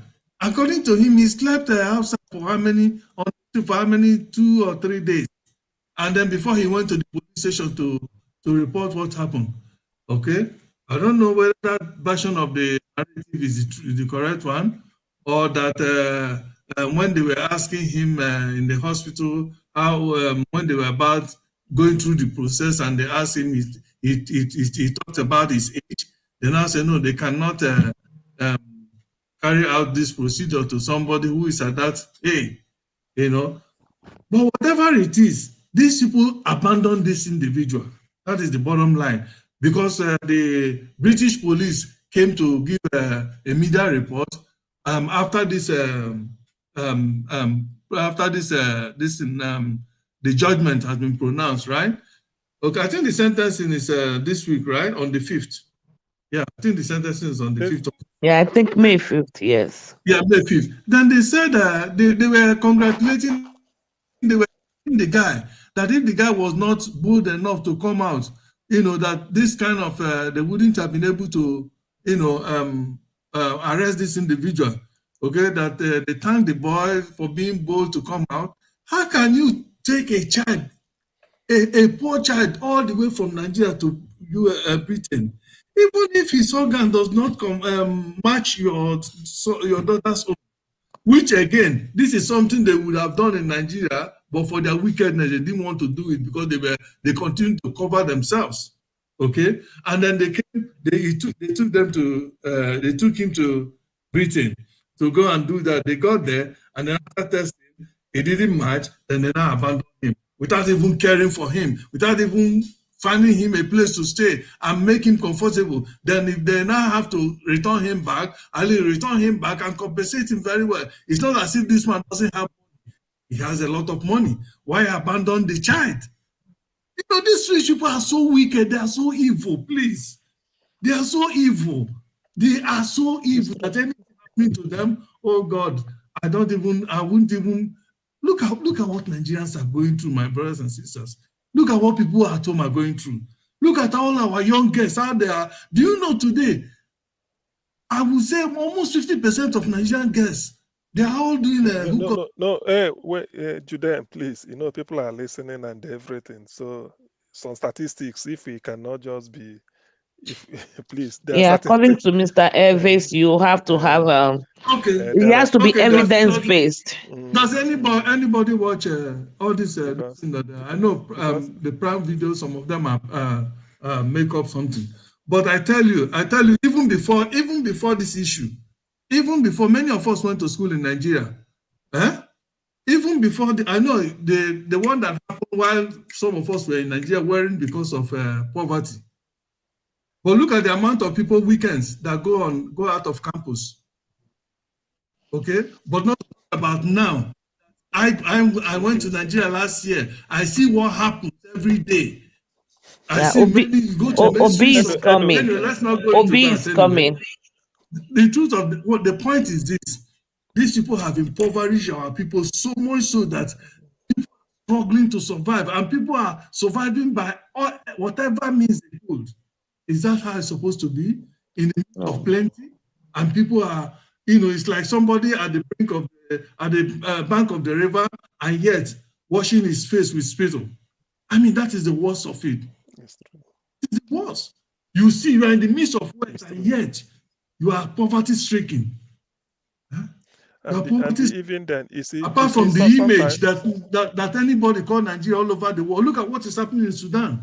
How many countries have refused? Many countries surrounding Sudan have even blocked their distance, refusing Nigerians to pass through. This is supposed to be giant of Africa. That no, to me that one Nigeria should Thank you, Mr. Jordan. Thank you very much for your submission. You have spoken very well, and from what your submission is, in the nutshell, I think you also agree that it is failure of the system. So everything boils down to the system, So we think and we pray. Our prayer tonight is that Obi is coming, and we will regain that title, Giants of Africa. We will retain it back. We will collect it back, and we will be true giants of Africa. So thank you very much for your submission. We appreciate your contribution. Can I see if Mr. Sure Click is he still with us? Please, can you give me 1 minute? I'm about to go to bed, please. I just who wants 1 minute? Felix. Okay, Mr. Felix, please go for it. Okay. I greet everyone in the comment section, all the panelists. All protocol must be observed according to Brother CM. Please, I'm pleading with all meaningful Nigerians on the court day. Please go out massively around the courtyard. Don't cause chaos. Just be there with your placards. The democracy of Nigeria is in their hands, the judicial hand. They should do the needful, because if they go against the rules and regulations and the Electoral Act, ending of democracy in Nigeria will be their end. Because INEC cannot announce a winner of an election up to date. They have not finished uploading results in their portal. Where do they get the results that they announce the so-called Chief Tinubu as a winner? You guys should please go out there. Don't be afraid. Be courageous. It's now or never. I'm pleading, please. Thank you. Okay. Thank you, Mr. Felix. We appreciate you. Thank you so much. Thank you. And if I may add to it, our judiciary, the world is watching. Our eyes are on you, and the ball stops at you at your desk. Do the needful. Do the right thing. Nigeria is bleeding. Help us. Please help us stop this. Stop corruption. You don't have to partake in it. Wash your hands off corruption. Wash your hands off the blood of the people that were shed, on the election day. Please.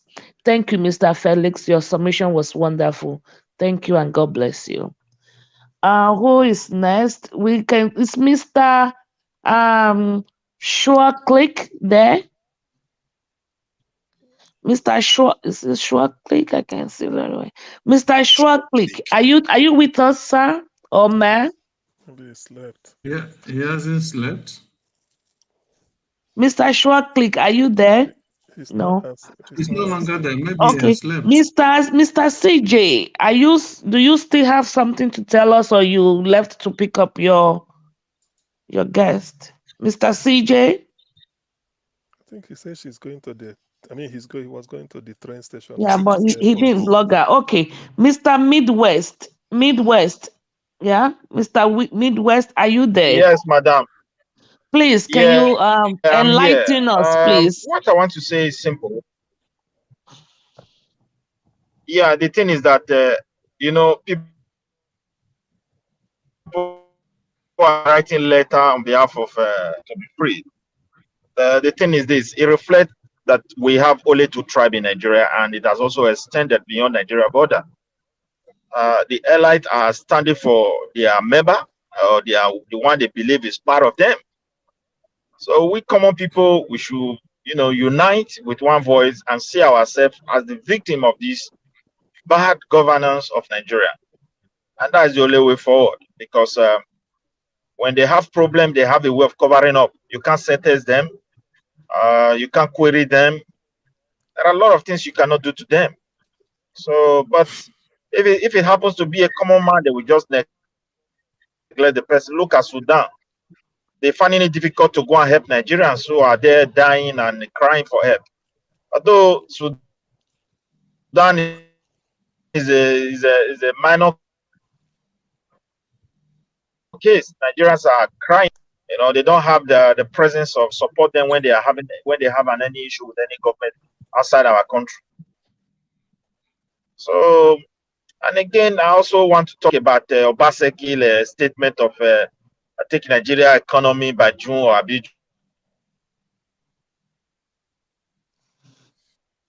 July. They have to print money. They have to, or else they cannot do anything. They have given him a lot of money, but at the end, may I ask a question? Can he boast of one single investment out of those money that is giving his own state some profit? Nothing. So they are all birds of the same feather. So no matter the amount of money you give to them, they are the same. It's just like a pot calling Kento, you are black. They are corrupt people. So I also pray that they should be careful, because if the economy collapses, a lot of things are going to follow. That's just the fact, because Nigerians are finding it very difficult to cope. Was running away, and they were once comfortable, now deciding to run away and going to even run into Africa country. Spent here. Yeah. So it's surprising, and we hope that the judiciary, with their wisdom, they do the needful, and concerning Peter Obi and the case in the court, and they look into it carefully, analyze it properly, and redeem the mandate. But one thing is very clear: I don't have hope in them as much when I look at my country, because the way these politicians are bolding, go to court,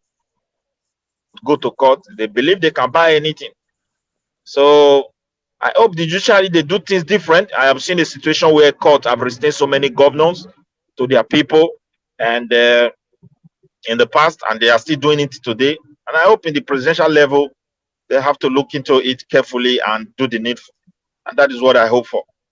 Because Nigerians are really suffering. They need to listen to the cry of the people. Yes. Thank you.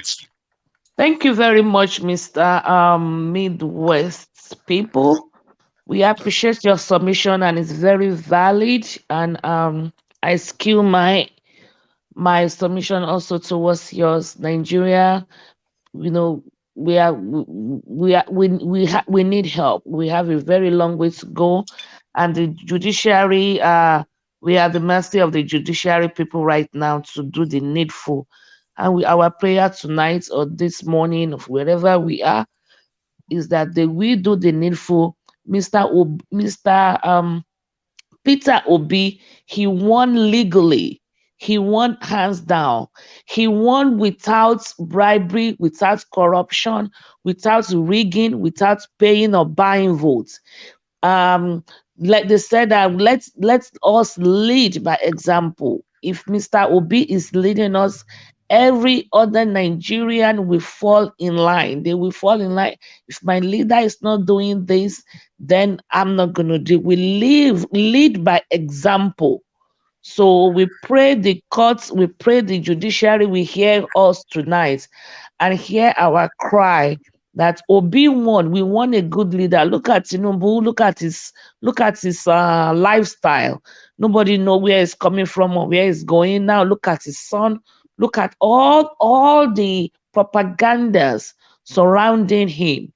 All the garbage is coming. If I am an employer, if I have a company and I'm an employer, I will not hire Tinubu into my company. Every one of us should think as an employer, as a CEO or a manager of a company, who will you rather prefer? Someone, a reference. They will ask you for references in America. I believe it's also like that in everywhere you go, where they will say, bring your CV, what are your references? They will call your reference and say, can you vouch for this person?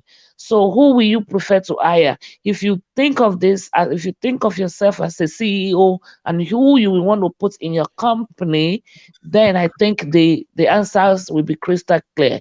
So we beg our judiciary. A lot of us don't have trust in them, but they will disappoint us this time, and they will do what is just and right and palatable in the sight of God. Thank you very much. Thank you. Let me say something. Please, I would Regarding like the to take my listen, leave. Please, I and would I like just say to. what I need to say. Okay, When we go ahead. say that, you know, the judiciary should do the right thing and all that, then the people around the judiciary need to also help pressure their people to do the right thing by the people. And also, if you look at why some of those people that were jailed, like the guy that was jailed in the UK, then when he returned, people were jubilating, and the governor that was jailed in the north too, when he came back home, you saw that some people were jubilating in the area. Whom are those people? Are they bought, or they are his people that thought that they gained something from him and all the rest of it? Okay, let's say those people are hungry, like some people like to argue, they're hungry, that's why they are bought and all the rest. How about the others that are educated, are not hungry, they are middle class, they still support these sort of people? It tells you that there is our people, many of us, when we approach politics, we have other reasons why we support people. It's not necessarily about whether this stuff is they are going to do well by the nation. You know, some people don't even care about that. Some people care more about religion. As a matter of fact, not just some, it's chunk of the voters vote based on religion alone. And in America, the same thing happens, where you see religious votes, they vote in chunk. So, and then there are others that just vote based on tribe, no matter what you do. So the people that decide the election, there are a smaller population than we would like to admit. Maybe 20% of the entire vote, or even less, are the ones that actually vote based on the issues, and they are swayed based on the issues that what the election is about. And that's why you shouldn't be surprised to see that the country behaves the way it is behaving. And when we say that the poor people don't get justice, the poor people don't get justice, and Nigeria doesn't get justice. If you can even argue that, in short, the whole thing, when I look at it from top to bottom, our culture needs complete overhaul. That's why whenever I tell people don't understand me, because everywhere I look, I see problems every single corner, because we think that it's just that simple. Because we try to make it simple, because say, oh, it's the rich, the elites that are doing everything. The poor people are not part of it because they are poor. But there is people in between them that are not poor at all, and they will back these people to the end. Yeah, some of them have channels out there. They are running channels right now, backing them. So these are Nigerians too. They have different reasons for supporting them. What we have to understand is that we have to learn to speak languages honestly to each other that people can understand, bring people together. If we keep staying in our own sections, this person stay in this section, the Muslims stay in that section, the Yoruba man stay in the other section, the Igbo man stay in the other section, the German, everybody stays in their own section, and everybody talking as if they want one good Nigeria, but everybody, the moment they get in there, everybody wants to rob the center dry. That's what they do. Everybody, the moment they get in there, they want to rob the center dry. This is why, even when you have stolen, when somebody has stolen, they jail them. They come back home, and people will be celebrating them. Because you know why? Because they've done their job. They've gone to rob the center. This is the game. They all go in, rob. They all go in, rob. But we pray that during Obi's term, things will be different. I mean, we pray. So that's why If we he want gets, something. That's why we want something fresh.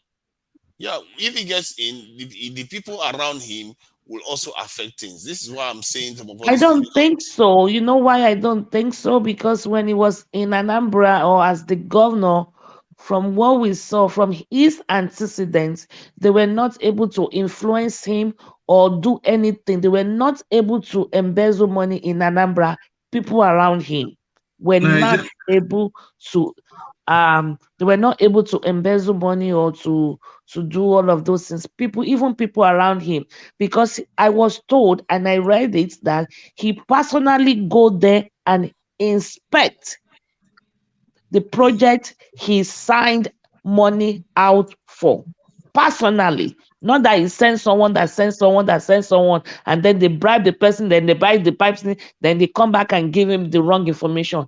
He personally inspected every project he paid money out for. So let's for now we're going to focus on getting the mandate. Then we are here. When we have to call him out in the future, we call him out. So, but Yeah, now we yeah, but that's focus the on thing getting now. the mandate. Isn't that what Nigeria Thank was you saying very now? much. Thank you. Is NAIJA Watch still available? Anybody still want to contribute? can I say something briefly? Why are Who is who? you Who is taking that? over Want to say everything? something? You know I'm also a Julian, moderator. Okay, I should Mr. be allowed to Jordan. talk. Mr. Jordan, please, can yeah, you say something? yeah, Victoria, regarding, Victoria, you need to allow me to talk when I want to talk Oh, I didn't know you were because talking. you didn't hear me. That was No, weird. I didn't hear you. Jude, you wanted to say something. go ahead now. Go ahead if you want. Continue to say what No, you I've say. forgotten what I wanted to say. Oh, okay. Okay, I didn't now hear what you. I want to say, I just want to make a few points. One regarding what you said, that's to Nigeria about to be if he gets in. Let me tell you, the type of leadership in any community, whether community, country, organization, anywhere at all dictates the pace of that particular organization or community or state or country or any or institution. Okay, if you are not corrupt, like P2B said, had been telling us, and I believe him, not just because he's telling us, we have seen his antecedent. If you as a leader is not corrupt, you don't give inflated contracts, and people working directly with you don't do that. Do you know how many percentage of corruption you would have caught? And if you, for instance, you're a minister under a particular parastatal, maybe you're a minister of finance, right? And then you don't give bribe and you don't give bribe. Do you think everybody working under you don't even need to tell them before they will say, Organo, they give bribe, I cannot do this. So everybody will sit up. If you don't need to say it when they know that you don't give bribe. Everybody will sit up. But what we find in Nigeria is that both those who are supposed to checkmate those who are corrupt and those who are doing directly involved in the corruption itself, all of them are corrupt. The police who is supposed to go and catch the people, the thieves, themselves are even the worst thieves. Themselves even give tools for the thief to go and steal. AFCC that's supposed to checkmate those who are committing financial crime and other things, themselves are the worst criminals. That is what is happening in Nigeria. And their Oga, who is in household rock, who is supposed to, to find out, to ask questions, what is going on in all this cabinet, himself, he feel unconcerned completely. Himself is so corrupt that he doesn't feel, he just like, you guys just do whatever you want. Okay, just go ahead. I don't care, just go ahead. He feel like he feel aloof, doesn't even care that anything is happening in Nigeria. And that is why he said he can't wait to get out. Because from the body language, from the words, he just doesn't care. So the leadership dictates the pace. And if Obi, and thank God, his second man, Dati, is somebody that they share the same kind of ethics. And both of them, if they get in there, trust me, it won't be 1 year before we will start singing praise of a new Nigeria, before the whole world begin to respect Nigeria, before the whole world begin to give us the respect that we deserve. Because corruption is the main thing. Once that is solved, everything else will fall in shape. Why is it that we are in darkness up to today? No electricity. Why? It's because of corruption. Why is it that roads, Nigeria have the highest cost of building road? One kilometer of road in Nigeria costs more than almost every other place in the world. And yet we have the worst roads that cannot even stand two rainy seasons. Everything will give way. Why is it that? It's because of corruption. Why is it that with all our infrastructures, everything has dilapidated, all things are gone bad? 12 months ago, 12 years ago. Jude, we know it's corruption. The question is, the people that are taking the money, when they are spending the money, they are spending it with family members, they are spending it in communities, and many of us welcome them. See, if your family member now, if your family member is a minister, that again is a problem. That has to do with the. Can I ask a question? Can I throw this question between Mr. Jordan and to Nigeria? Let me ask a question and let me see if either of you can answer this question. When we say corruption, please let me land. I don't know how to say it. I'm going to explain the question. When we say corruption, do we think, I'm thinking if Nigeria is good today, good in terms of you go to school, you get a good job, you're working in an office and they're paying you good salary. Let's take the police people, for example, and they go there and they have good pay, good benefits, housing benefits, everything, just like we do in the state. Do you really think corruption will still be the order of the day? I think corruption is also because there is no money, no jobs, no nothing. That is why, and they are not being paid enough. That is why there's so much corruption. Am I making sense? There is some logic to that. It's not, yes, to some extent, right? To some extent, it is true. But I tell you, okay, if you now say that applies in every situation, right? Now, what would you talk about somebody like Tinubu? The money this man have stolen so far, in 1 year alone, the money he stole from Lagos 1 year alone, couldn't it have been enough for him to live all the rest of his life and his children, but he's still stealing up to today? So but NWATCH call him, you see, NWATCH call him satanic.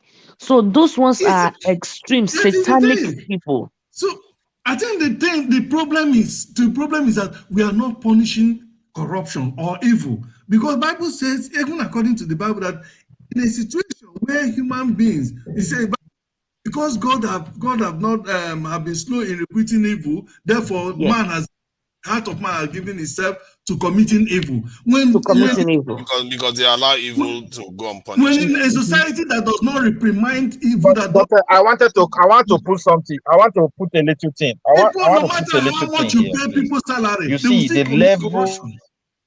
Yeah, that's true. Yeah. Go ahead, Mr. Midwest. I agree with you. The thing is this, the problem of Nigeria is a bureaucratic. It's a bureaucratic procedure that is creating problem for us. So the bureaucratic system is completely dead. So we operate with an individual's opinion. Once you give them a position, it's like you hand over everything to one person. He is in charge. He decides whatever he wants. And at the end, it is easy for them to practice corruption. Even all these contracts, I don't expect Peter will be, by the grace of God, when he comes, he will be talking of electricity or contract. No, because you can't check those things. You can't balance them. You can't even value them. What it takes to value those contracts are not in existence. It's a problem. It's a very huge problem. Once you start releasing money, you can't value any single contract in Nigeria. And that is why they just sit down, they calculate figure that is enough for them to share. They calculate at least a startup capital. They had everything together. They announce it. Once the money is released, they share it among themselves and give some to the contractor. The contractor will just smile, do some go things and take the rest and go away. So they have to work on the system so that we can have all the ministries back, so that they can be able to employ professionals into those sectors. These are things that are missing. For example, somebody want to do a project. Like where I live in Sweden here, I have sat with an engineer. He told me every single project, and they have what is called project designers. Project designers are engineers, architects, and they require a separate institution to obtain some certain numbers and be qualified. And once they are qualified, they are attached into ministries permanently. Government come, government go, is none of their business. That's true. And whatever they design, they follow. They are the one that follow up project. And whatever they design, once they are constructing it, they have to follow up. If anything fail, when the police said we want to investigate that one, then if they are from, they are having problem. Now the project manager themselves, the field managers, if he escaped, then they go to those ones. They are also having their own role to play. They will search for all of them wherever they are. Maybe this job is just like 10, 15 years ago, and they said it's your network is breaking. His network is breaking. You know what? According to what he's saying, Mr. Midwest, there's a problem after 15 years. They're in trouble. Office to go and where Caterpillar is bulldozing. What will the people? Let me say something. Do we know that? Or a governor just jumping up, they are painting. Yeah. Yeah, Mr. Midwest, your network is breaking, but let me quickly say something. We lost you somewhere in the middle. But let me to buttress your point. Most of the things we use in the United States, most of them are equally made in China. But do you know the difference between made in China that is in the US and the made in China that is in Nigeria? You know they are different. Because the made in China, the made in China has quality control. 60%. Exactly. Cannot come here but made in Nigeria is like made in China in Nigeria is like a refuse. Nigeria is like a refuse dump. A refuse dump. That's it. To them. So if we have good governance that have good quality control, good safety management, all of these good people in good places, Nigeria go better. Of course. It will function because the problem we have once you elect people into office like a governor, my office, they will be the one that will appoint everybody. They will appoint everybody into the office, and once they are leaving, the other people will live with them, and everything will end. Yes. So I rest my submission because I think my network is not good. Yeah, and you are making a very good and valid point, but your network keeps fluctuating. Mr. Jordan, can you please go ahead? Yeah, you see, when we talk about corruption also, right, it's not only in stealing money. You know, corruption and impunity has pervaded Nigeria to the extent that at times I begin to ask, what kind of human beings is these people called Nigerians or black? Okay. Now, I'm sure you, my sister, and those who are living here in the United States, I don't think any of us have ever been going on the streets. You see a soldier molesting or harassing or beating up a civilian. I have never seen, it's almost 20 years I've been here, I've never seen it happen. If anything, when soldiers are passing, people will be appreciating them for the good work they are doing.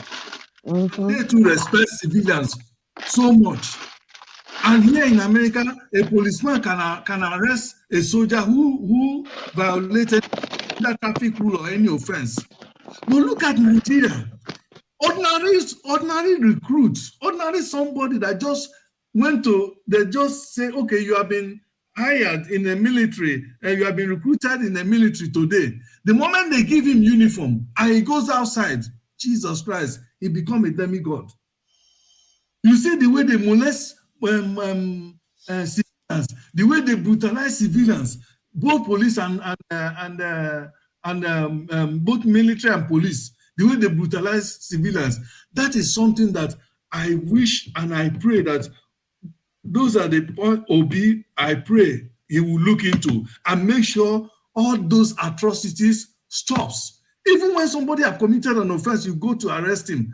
Go there, arrest the person, still allow him to retain some dignity because he has not been found guilty. Yes, you are correct. Otherwise, tried. You have not guilt, so you can't go there and begin to manhandle human beings the way the police officers in Nigeria manhandle. I think on the police side, see, Jude, on the police side, I think I've seen some improvement on the police side because you see some cases whereby they will arrest somebody, they will not even release the person's name. They will say they are protecting the person's privacy. They will not even release the image sometimes. And but the military, one of the things I hear from the military is that they keep calling ordinary Nigerians bloody civilians, and that kind of mentality. Are you kidding me? That kind of mentality. These are people paying your salary. These are people paying your salary. That area definitely need. Yeah, that area definitely need a level. There was a clip going on the. I don't know if any of you saw it. Where was it like a military man beating someone on the street? Beating the guy with koboko or something like that, just with a wand, it's just a common thing. Beating it. I mean, the country needs to be fortified. It's a common thing, and it pains me a lot that those of the authority will see these things and they will look aside. Brutalizing civilians, even Okada, police people in Nigeria, military. And those in the army uniform or military uniform, Okada will carry them. They are talking like they want to do something about it. If the poor boy begin to ask them to pay money, they will hijack him into their barrack and beat him and seize his Okada. These are the kind of things, atrocities happening in Nigeria. They are talking like they want to do something about it. Jude, calm down. They are talking like they want to do something about it. It's just that at the highest level, even when I speak to some military officials, at the highest level, they still like to throw their weight around, and I don't think that is appropriate. They need to learn how to also follow rules because the problem is everywhere. Look at now. I said it earlier on. Jude, hold on now. There are 3,000 Nigerians that have been convicted to be executed. 3,000 or more. None of them have been. Why? This is not only rich people. These are also poor people. They are not following rules. It's not as if our system is designed to decay. They are not, even the governors that are supposed to follow the rule, whether they are afraid that tomorrow they will be convicted, that the rule will be upheld, I don't know. They too are not following the rules to carry out what the judges have said. Because some of all these will kill people. So some of all these people are responsible for more than 1 or 2 deaths, but they are still hanging around eating Nigerian taxpayers' money when the judge has already passed judgment for execution. You see what I mean? But why other countries, even Singapore executed people just last week. They don't take prisoners. We go to Malaysia, you screw around, they will execute you. But do you know the people that have been pronounced to be executed? Do you know who they are? We don't know, but 3,000, I think most of them they are not only rich people. But would you know who they are? We don't know. This is a country that terrorists are giving red carpet reception.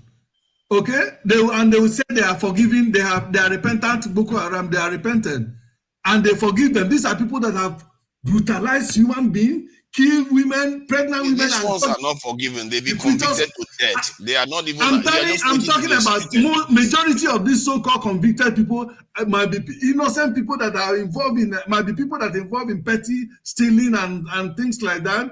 I agree with you. Okay. I know they may be involved, but most of them might be majority of innocent poor people who doesn't must have killed somebody before a judge will sentence you to death. Mr. Tunaija, you are not understanding what he's saying. Yes, you are correct, Mr. Tunaija, and what Mr. Jordan is saying is also true. Let me say what he's trying to say is that even if someone committed a crime and the judge says, okay, go and execute this person, what Mr. Jordan is saying is that they probably will have swapped the person. They will have swapped. So if a rich man commits crime and they say, okay, go and execute this person, when they get there, they have someone that just walking on the street did nothing, they will swap the person. in place of that person. That's what Mr. Jordan is trying to say. And I agree with him. And I agree with you too, Mr. Naija. I agree with you, but Nigeria is so corrupt that they probably will have they probably will have swapped. So it is that person, it is that boy that stole, it is that boy that stole cell phone that will go and stand stand in the place for that one that stole 2 billion. To go and die. Remember, he's wanting to be corrupt. He's wanting to go and die. When they send it to death. I can't take it bypass. I can't bypass Nigeria for that too. Nigeria is crazy place. And to Nigeria, remember also that it's in that our country, right? That a policeman will be asked to go and investigate on a case and go and arrest somebody who has committed a crime. And they will go there and not finding the person, but in order to come back and tell the Oga, sure to feel that they are working, they will arrest innocent man and put a gun or a pistol or whatever gun. Yes, now. In this thing. Even in the Bible, it happened. Do you know that even in the Bible it happened? Because when they were going to anoint Samuel, when they got there, they were going to swap Samuel with somebody until those people said, no, we will not sit. No. Exactly. Okay. And then again, if you tell me that those people should be and killed, right? And killed, what have they done? All these people that have been sentenced to death to Nigeria, what have they done that is up to half of what the politicians in Nigeria that are doing every day? Somebody like Okano. If anybody should face firing squad in Nigeria, Okano, most of these politicians, senators, governors, somebody like Nwike, somebody like Nwike now, tell me which sin can anybody among those people they have sentenced to death now would have committed that would be half of what Nwike have committed? No, you are right there, but see, you have to understand that Nwike has committed a lot. Hold on now, Jude, come on, calm down. You may be right that Nwike has committed a lot of sins in terms of committed, even caused a lot of deaths, but you can also argue that he has also saved a lot of lives by being a governor of a state. Because by being a governor of a state, you are in charge of security and you are securing millions of people's lives every single day. You see what I mean? So it's not always I disagree with you, Mr. Tunaija, and this is why I'm going to disagree with Mr. Tunaija. We cannot give him a credit for saving the millions of people's lives because that is his job. That is his primary assignment. We can fault him, but we can fault him for not doing it. We can fault him for not doing it. For even one life lost is too many under his watch. Exactly. Jesus Christ left. Jesus Christ said that. Jesus Christ said that. 99. He went after that one. So for one life lost under his watch, he needs to be prosecuted. He needs to answer why. Oh, it's funny because you all are saying let's Ekweremadu rot all the other day, but 1 minute you are quoting that, and now you are saying that Jesus Christ went after the lost one. See, you can't. No, it's not the same thing. It is not the same thing. Even they say, give to Caesar what belongs to Caesar, and to God what belongs unto God. It is not the same thing. If you commit a crime, you have to face the music. You said Jesus Christ left. They left. Did I say that one that he went after? Left 99 and go and pick one. Did I say that one that he went after committed a crime? No, I didn't tell you he committed a crime. If you commit a crime, you must face the law. Of course, you must face the law. If those people that people that were eliminated under his watch, if they committed a crime, then fine. But people that because of election they didn't do something because they stood their ground or they're on the side of the truth, those was you cannot. We are not saying the same thing. Yes, that's true. You are not comparing apple and apple here when you make that statement. No, the reason why I'm saying that because the way Jude was using it as a blanket statement that they've done a lot of evils and all the rest, they should just be condemned to death and all the rest of it. The reason why I say this because hold on, because you live in a country where George Bush was, you lied to the country and took people to war that resulted in thousands of lives lost. Do you see him in jail? You don't see him in jail because elites always get away with stuff. No. That is different.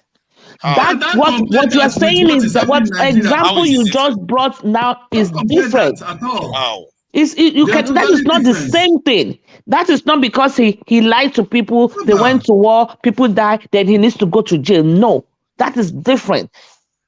How? It's different.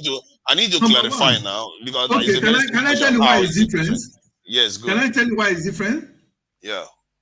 It's different in the sense that, number one, George Bush didn't just wake up and say he's going to war. Remember 9/11 that occurred in America? Okay, I know there are so many stories about it, so many, that what happened was a fluke, or the American government, was involved, blah blah blah. It was a plot to go and do what they did in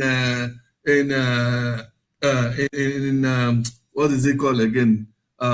Middle East. Okay, however, the fact remains that they came, kill America, bomb America. Osama bin Laden came with this and kill America. Oh, hold on, no, please watch your language because of Mr. Watch, NAIJA Watch. Okay, watch your language, they, did what they did in 9/11 that made them went there, right? Now, the governors who are killing, they are not killing outsiders. Please don't use the word though, kill, please. Okay, they are not eliminating or something. Yeah. They are not doing what they are doing to outsiders. They are doing it to their own people. Just like Buhari, has been, spying or spying people. Spying his people, through his terrorist organizations, and Rufai, all their terrorist organizations. Okay, and Hope Uzodinjo, how he has been, buying his own people. Okay, so you can't compare that, because what George Bush did was outside the United States, miles away, the enemy, and these are people that have been involved not just because of that singular. It was American soldiers that died. Not just because of that singular event of 9/11. They have been involved in terrorism, targeting American establishment all over the world. Okay, so that one was origins. Stop trolling. Nobody said Wike is a saint. I don't know what this origins guy is all about, really. Nobody said Wike is a saint. I'm just addressing the point that when you are comparing somebody that is a governor to somebody that has been convicted already in a court. Sometimes what we talk about because we are living in Nigeria. Let me say something. I try to give you an instance that another person in another country did similar stuff where they commit all kinds of crime and get away with it, and you are trying to excuse what they did too, but because it suits you to excuse them, but your own country you set a different standard for it. I am trying to get you to see the world for what it truly is, because I'm trying to get you to see it for what it truly is. Elites in every country. Let me tell you this. If you want to get elites in every country, nothing short of tearing that country to pieces will get it done. The way Chairman Mao did it, the way Stalin did it, the way people like Lin Kuan Yew did it, you literally have to kill a lot of people. The French Revolution is very, very hard to get rid of elites. It's really difficult. Think about it. All the countries that went after the elites, the whole country was literally brought to a standstill and torn to pieces to get to the elites. Because they always have that privilege in every country. Look at it for what it truly is. I think we don't have them here in the UK. The people that are the Prime Minister of the UK, they basically come from different university. The Prime Minister of the UK, they are basically one university that they came from. They are all elites. So let's not pretend that there's no classism in other parts of the world. It's the same everywhere else. We have to know the fight we want to fight. Because if you start fighting everything, you are not taking into account. This is why I said we need to start having international sessions here where we discuss things that are happening globally too, so that you start seeing the shape of things the way it truly is. So what are you saying in essence? What are you saying in essence? What I'm saying is that these poor innocent people that have been condemned to death, perhaps many of them didn't even have money to pay for legal services. Okay, that is exactly some of their situations. Injustice always happens in every community. Okay. The people in America today, the prisoners in America today, I can tell you that about 1/3 of them are innocent. See, even in America, a third of the prisoners are probably innocent. If you look at so many countries, and to you, it's okay like that, right? see, what are you going? Okay, are you going to say? It's a normal human life. See, that no. Excuse, see, you have to that understand. You have to understand what I'm saying here. Based on evidence, that's how they were convicted. It doesn't necessarily mean you can be innocent. You know, you can be convicted of a crime when you are innocent. So that is the truth of life. People get convicted when that's why they remove the death penalty. Because sometimes when you've killed the person and they find out that the person is innocent, how can you bring the person back? Okay. Can I please respond to Mr. NAIJA on that? Okay. Yes, it is true. You are very correct. And we do live in a world that there is human errors. And I have said it on this platform so many times that sometimes the court system is not where you get justice, because sometimes it depends on your lawyers, how they can actually argue your case. And when I said it on this platform, maybe 2 months ago, I believe, I used O.J. Simpson's case as a point of reference. Now, this is where the problem lies, or this is where the difference is. When you are convicted here in America and they send you to, for example, they send you to 10 years or 20, let's use 20 years imprisonment. They send you to jail for 20 years. Okay. Now, when after about 20 years or 10 years later, and it's now appear, or there are new evidence on when DNA now came, and they now started doing DNA, and they realized that that person in jail is actually innocent. And then they appeal the cause, and finally, blah, blah, blah, they set the person free. Now, this is where the difference lies. They will calculate every year that person was in jail, what that person will have become, and they will pay the person for the entire stay in jail. Because if he wasn't in jail, he probably would have become a medical doctor. Then they will pay, they will give you, they will rehab you so you can fit back into the system, and they will pay you all your lost wages. They do that.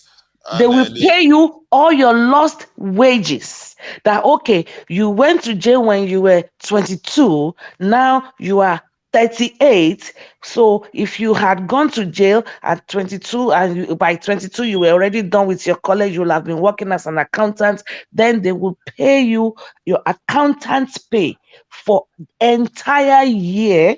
They will rehab you, because someone that has been in jail, has been incarcerated, and probably doesn't know how to behave in the system anymore. They will rehab you so that you can fit into the system again, and they will employ you. They might not employ you directly, but they will put you in a government job. Well, directly too, they will put you in a government establishment so that you can be reconnected to the world. So that is what we call system. That is, it is not that errors don't happen, but that is what, when we talk about system corruption, the system is a lot of things that has to do with system, not just one particular thing. So that is what the system and system that we talk, that is what it's all about. But it looks like it's just you and I on the platform. And I have to go and attend to something right now. So it's been wonderful talking to you, and I enjoy this time with everybody. I can just talk for a bit before I go. Okay, go ahead, talk. Let me just.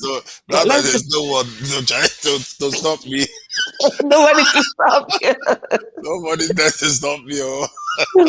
No. So so when we talk about system, there's so much things that involves not just corruption, but you do have, like they were saying, like Mr. NAIJA brought, was it yesterday? I don't think it was yesterday. 2 days ago or 3 days ago, he brought the houses they were demolishing in Ajahu Estate. And I said to them, they were like, don't pity them, because they've told them since 2016 to that place pipeline passed through it. And I asked them, okay, fine. They've told them since 2010 or whatever year they told them. Even at that, what were they supposed to do? It's not a pot of soup. It's not a hand luggage or a bag that they can just move from point A to point B. Look at those beautiful mansions. Because there is no system in place. Really, if it is for their safety, a pipeline, a gas line, a fire line, whatever line that passed through that place, we all know is safety hazard. It is for their safety, but there has to be a system in place. You know, in United States, there are some states that are prone to earthquakes. There were some states that are prone to tsunami, all of these different, Katrina, all of these different things. They were there and people are living there, but they know that they get earthquake. People are living there. And why? Because, you know, it's the war. They have to live there. It's not going to be desolate. But the thing is, there is a system in place. When earthquake, maybe they give a centimeter, this amount of earthquake, and the walls are shaking, and the building collapses, and stuff like that. There's already, even before it happens, there's a system in place that how to relocate people, how to do this. Let me give you an example. When, you know, in 90s, when we're going to hit the millennium 2000, here I was in the States, and everybody, hey, the world is going to come to an end. Or everybody was just talking everywhere. Then in the news they will say, oh, China is 18 hours ahead. China has entered New Year, nothing happened. Let me tell you what happened. Here in the States, the government, they were giving out first aid free in the streets. Cars were driving the street. They were giving first aid. They were giving things out just to prepare if there's power failure. They were giving out so many things in case there is power failure. They prepare. There's a system in place. That is when we say government. They have to have those people now. All of those people in that street. I am not on the side of, oh, it's a tribal, it's because it's Igbo neighborhood. No, I'm not going there. I don't know, and I'm not going there. But my problem is, there is, even if you told me I have a house back in Nigeria, if you tell me today a pipe passed through it, I have to do, what am I going to do? What am I going to do? Because, listen, you get your CFO, you buy the land, you get your CFO, you go and get quantity surveyor, you go and get engineer, you start digging for foundation. If there's a pipe, you should have seen the pipe. Somehow, somebody, the builder that will build your house, if you want to get a BQ or small place, just to bring out a balcony here, if you will have to go and get permits from your city. Let me shock you. Ordinary grass of your house, if you don't cut the grass in front of your house, you will get citation. Your neighbors will report you because there is a system in place, and they will tell you that for you not cutting your grass, you are devaluing their house. Yeah. So when we talk about there's nothing you're going to tell me that is not related to the system. I was teasing Mr. Alex. I said, you and Deborah. It is because there is no system in place. It is not just Deborah. There's a lot of them. There's a girl that just died, Whitney, I didn't know, from one school because she walked through a naked wire. There was no system in place. You cannot say, is it the government that taught her to step on naked wire? No, but you want to gather people in that kind of environment. There's no first aid, there's no ambulance. We cannot put 100 people in one room and not have medical attention on guard. You want to gather people like that before you go. They have to have inspected the whole environment for safety. Children, everything needs to be top notch. You cannot compromise it. So yes, it is. They said Chrisland, or whatever the school is. Oh, they know people and they know people in government, so they just do yama yama. You can't do things like that. It still boils down to the system. So when we talk, Give me any scenario. I will trace it back to the system of the country. But the way the system works is because the people don't meddle with the system. They allow the system to function, even when it affects them negatively. For us, whenever a system affects us negatively, we push back against the system. We don't want to work. I disagree with you, because why I'm going to disagree with you is that if the foundation be destroyed, what can the righteous do? If Obi gets there, or if the system is good. Now, my dear, let me ask you a question. How come somebody that is misbehaving in Nigeria will come to America and behave right? Yeah, because the people in America have decided that the system they have to be neutral against the system. In the context of Nigeria, see, let me give you an example. That's why when people steal in Nigeria, and let me give you an example. If you have a family member that is part of the government, give me an example. I'm trying to give you an example. To answer my question? Yeah, if you have a family member that is part of the government, are you not going to agree that many members of your family will be encouraging him to steal? Many members of my family will be encouraging him to steal. Yes, they will be telling him that, why are you not making money from the office you are in? Well, that is not an answer to my question, but I will answer your question, okay? Because it looks like you shied away from my question. But I will answer your question, then I will go back to mine. Okay. It is possible that members of my family, including myself, might be saying, that's national cake. You better cut yours and let us enjoy. It is very possible. And the reason is still because of the system. Because now, nobody has faith. He has to start somewhere. Hold on. You said foundation. Say that again. You said that we need a foundation. There has to be a foundation. He has to start somewhere. Some people have to draw a line. Foundation. Hold on, sir, please. Hear me and hear me well. I said, if the foundation be destroyed, what can the righteous do? And I said, how come when people come from Nigeria, corrupt people come from Nigeria to America, they behave themselves? And I said, why? You didn't answer me. Then you brought your example. That is fine. Let me now tell you the reason why. Ask me your question again. Let me answer it directly, please.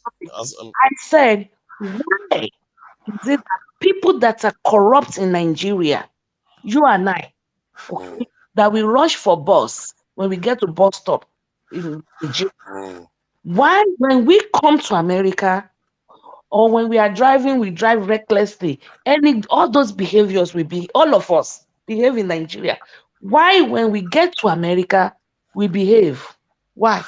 Because the systems work there. Because the people in that system have decided that they are going to agree to face up to the negative effects of that system, even if it hits them. Like, say, if somebody in the West now gets a ticket, this is a parking ticket, they are going to pay for it because they have already agreed that this is what's going to happen. If they get a speeding fine, they're going to pay for it. But in the context of Nigeria, we tend to bend the rules. That is why when we go there, we have to toe the line because we know we are going to get punished. No, you are not answering it correctly. The reason is because if you do something here, just like the example of the ticket, you will pay for it. The system here works. If you don't, it's not that because I agree, me and the government, we sat down, we agree, because no, the system works. And good example that you brought up about the ticket. And I will tell you, you will get a ticket, you will pay for it. After 7 days, if you don't pay for that ticket, the ticket doubles. Now, if you have 3 double tickets, they boot your car. Now, they boot your car within 24 hours. They boot your car where you parked your car. Within 24 hours, if you don't go and pay them the money of the tickets and the money of the boots to come and remove the boots, then they tow your car. That is, you see, this I'm telling you is the system and the procedure. Then when they tow your car to their location, then when they tow it, let's assume they tow it today, Tuesday. If you don't come within 24 hours, next day they start charging you for storage. Okay? Yeah. You see the system. That is so you and I are not agreeing that okay, me and you and the government we agree this is going to be. No. Because you know there are systems and there are procedures in place. So before the ticket doubles, you will pay. And if you the don't, systems in place. you know what is going to happen. The system, this procedure, the system is enforced. Things Then why are the people not attacking the system? The people in because that country. the system works. And But no, it works, but every system will work. But in the case of Nigeria, we attack the system. But why is it that they are not attacking their system? Who? The West, where that we go to and start obeying the law there. Why are the people themselves not attacking their system? Why would they attack the system when the system works? Okay, so but if they attack the system will stop working. You know that? No. Yes, another question. If they attack or protect, there are some neighborhoods now that they put cameras, speed cameras. When the people they will tell you, oh, there are too many cameras in the black neighborhoods. It's too much. They fight it. They lobby, but before you can fight it, before you can lobby it, you do it in the right way. And okay, let's remove this. Compared to the white neighborhood, there are less cameras and they will tell you why. There seems to be more crime, blah blah blah blah blah. Everything is evidence-based. But in Nigeria, no system works. I'll give you something. Let's just take what is happening now in Nigeria. Take, for example, they put Tinubu there. Do you think any system is going to work? Because for me, if anything happens to me in Nigeria, I'll tell them, even Tinubu himself did it now. Tinubu did it. So why are you punishing me? Tinubu did it and get away with it. No? Exactly. But you know that there are people that do things like Trump now did a lot of things that people could accuse him of, but he gets away with it. There are a lot of people that did things in America that get away with it. But the people don't turn on the system just because some of them. This is the conversation that I was trying to have. That just because some people are corrupt doesn't mean you should, or the person is not your tribesman, doesn't necessarily mean you should just go against the system. But what we do openly, not shame, even without a shame at all in Nigeria, is that because the person is our tribesman, we are okay with it. Because the person is our family member, we are okay with it. The person should go and get a national cake, as you call it. This is at the core of it, because none of us have any faith in the center.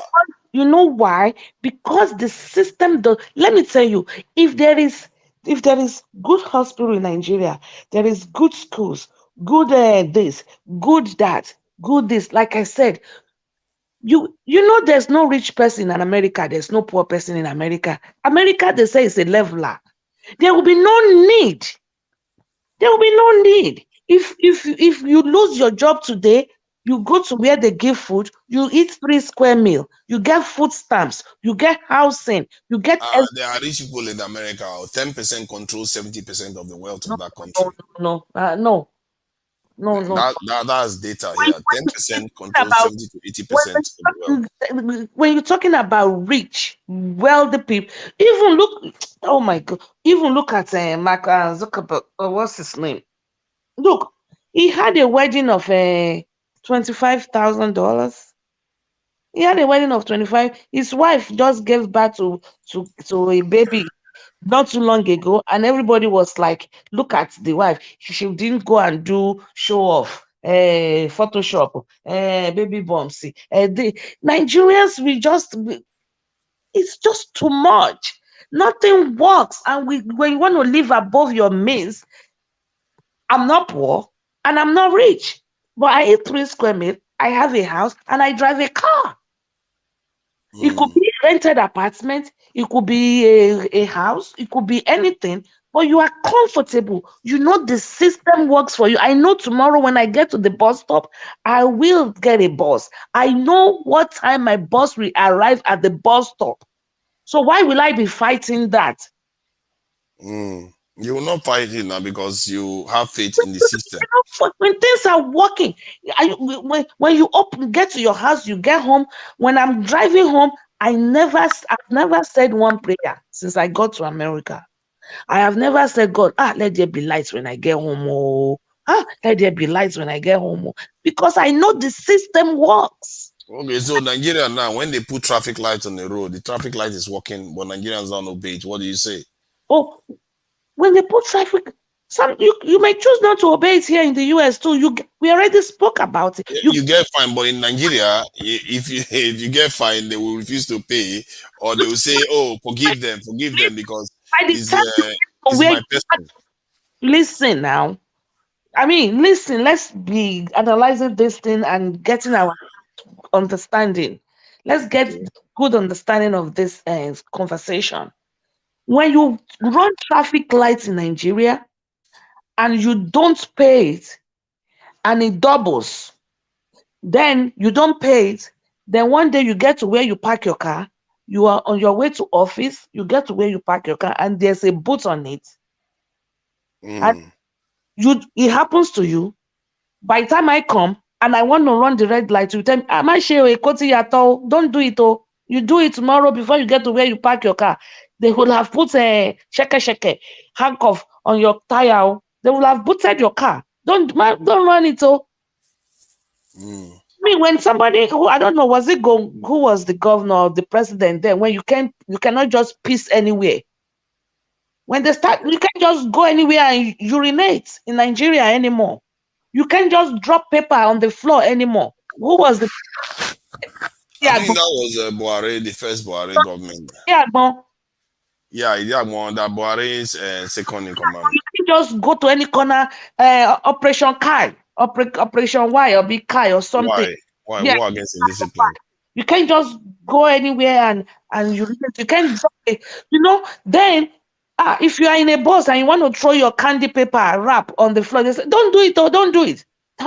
When they catch you, by the time I tell you, don't do that. So Nigeria is changed. Yeah, but the people you are describing now, it took a military regime to do that. But if a democratic government wanted to do it, yes, they can do it. I believe they can do it, but they will be quite unpopular at first. Steps, it's going to be baby steps. It's going to be baby steps, and we can get there. We can get there. Okay, you see now that I agree with you. We can get there, but in the meantime, because sometimes the way we talk, with the way we sound online, is that everything is rubbish. We should not tolerate anybody, and nobody should be held accountable because the rich is not going to be getting held accountable. That's not what this platform stands for. We are saying they should be held. From what I understand from NWATCH is that we should be held accountable, and that is why everybody is saying, look at Obi. Everybody is asking Obi this question. You should be held accountable. That is why. But whenever I say that our people need to improve their behavior, they need to change their behavior, people say, why are you blaming the people? Why do you blame? Because the people is also part of the government. When I say the people, everybody needs to change their culture. This culture where we fight authority all the time is not going to help us. It is true. It is true. And I will give you an example to why I say it is true. But before I say that, it is a trickle-down problem. It trickles down. It trickles down. By the time, that's why we say the system, there's a system in place that you cannot urinate somewhere and you do it and they see that there is fine, people will adjust. Change is constant. You see, I'm beginning to be convinced that, we our understanding of change, we understand change to mean it has to always come from the top. But I'm beginning to suspect that maybe that's an error. Because everywhere you look, everywhere I turn, like when the UK now, they wanted to leave the EU, and let's say they wanted to elect Boris Johnson into office, you notice that the people themselves have changed. The people, they don't like immigrants.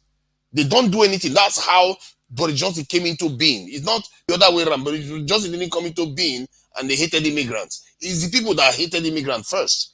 Just like this was his name, Trump came into office. The people hated immigrants first before Trump came along. So it tells you that even like if you look at Hitler, you look at the Lin Kuan Yew, the environment, the source, you know how the Bible will call it, that the water where the leaders come from has to be habitable for that leader to be able to emerge. This is why when I say we should change our culture, because even in the country you live in, you must have I can almost be certain you must have examples of where the people in your country changed and they brought up a certain type of leader. You must have it, because that is how it tends to work. Not tour. I cannot tour your line of thought. I cannot. Okay. I gave you so many examples. I'm not saying your line of thought is wrong, and you might have your rationale for saying that, and I can support you a little bit, because I remember one time when I went to Nigeria and Ajawu Estate, going to the airport, there's a toll gate, and my auntie was going to hand out, instead of giving, they do give tickets. Maybe it was 500 naira, and they will always give them 200 naira. Then they won't give you a ticket and you can drive away. So my auntie gave them 200 naira and away without getting tickets. So it's like, I asked her, I said, why did you do that? I thought they said 500 naira. She said, well, that's, if you give them 200, they will open the gate for you. They will let you drive back, because they are keeping the 200 in their pockets. They are not. And she, on the other hand, saving 300 naira. My auntie, I said, that's wrong. The change you desire, let it start from you. The change you desire, let it start from you. I told my auntie, that is what we mean by corruption. Because she's keeping the money, you should give her the higher 500, let her, give you the ticket, and know that on your part, you have done what is right and lawful. Okay, just you're like right there. You're right there. I think even I need to pay attention to that kind of statement. What do they do with the money anyway? They don't have any money. Look at, she had her justification for that, and I think that is what you are talking about. But still, my auntie was able to tell me, look at the roads. What are they doing with the money they collect from us anyway? You see that's justification all the time, and I begin to even think that I need to even wake up to that, what I do too. If there is good roads, and there is good schools, and there is water, and there's this, there's that, and the system works, you will not be reluctant to give back to the system, because yes, I know that is my tax dollar, that is my tax money, but I know I can see what they're doing with it. What you see, what Nigerians don't understand is that the money that we have in Nigeria, what we see on the ground, is exactly what it is worth. It's not worth that much more. I think someday when we are going to have a program here, we are going to take all the money Nigeria makes and let's spend it and see how far it goes. Because we think that, how can Nigeria be spending $40-50 billion for the entire country of 200 million people, while the UK spends 1-point-something trillion, and you expect to have the same results? It's not possible. I have no idea about what you're talking about. Nigeria, the UK spends 1-point-something trillion pounds. Money is spent in Nigeria compared to UK. I don't understand you. I mean, the UK government in 1 year spends 1-point-something trillion pounds on the UK, maintaining healthcare, everything, schools, roads, and all the rest. While in Nigeria, we spend about $50 billion, not even pounds, on the entire 200 million population. The UK population is 66 million. Look at the gap in spending, and we expect the same results. And this is why. Your point is that my point is that what we see on the ground is what we are spending. Pardon? Are you saying the money we have is what Nigeria has right now? Exactly. That is exactly what we are seeing. Look at other countries. Just look at the number. And you know why I will disagree with you? The reason I will disagree with you is that even this UK you're talking about, Nigeria has more money than UK. Nigeria doesn't. Nigeria, let me tell you, even they themselves, the money the sun is stole. So what their prime minister said, if somebody should steal that in London, it will cease to be London, UK. It will cease. How much did they steal? It will. There's no use saying the money somebody stole. How much? I will tell you what it is worth. Because the reality is that Nigeria's crude oil and everything that we make, it doesn't get us that far. This is in fact, money. How much do we need to build? Look, when NHA built his dome, dome, not dome. I call it dome. Okay, what's that? when he built it, his church, his auditorium. Okay. Ah, yeah, is that the one in Abuja? Yeah. When he built it, I told people, instead of building that, why not build a very good hospital? Do you know that place has no healthcare center, no doctors on, no health, and over 1,000 people gathered on each Sunday. Oh, that's what happens now when people get their priorities wrong. For what? Nigeria has money. Okay, we're talking about Tinubu's son buying an $11 million home, which I don't think he bought it. It's still Nigerian money. That's 11, just like what Obi said, the money Lai Muhammad spent in coming to America, flying business class, staying in the best hotel, doing all those bidding just to get people to agree with them to punish Obi for nothing, that money will have built something in the school. In the school, in his Lai Muhammad's town. True.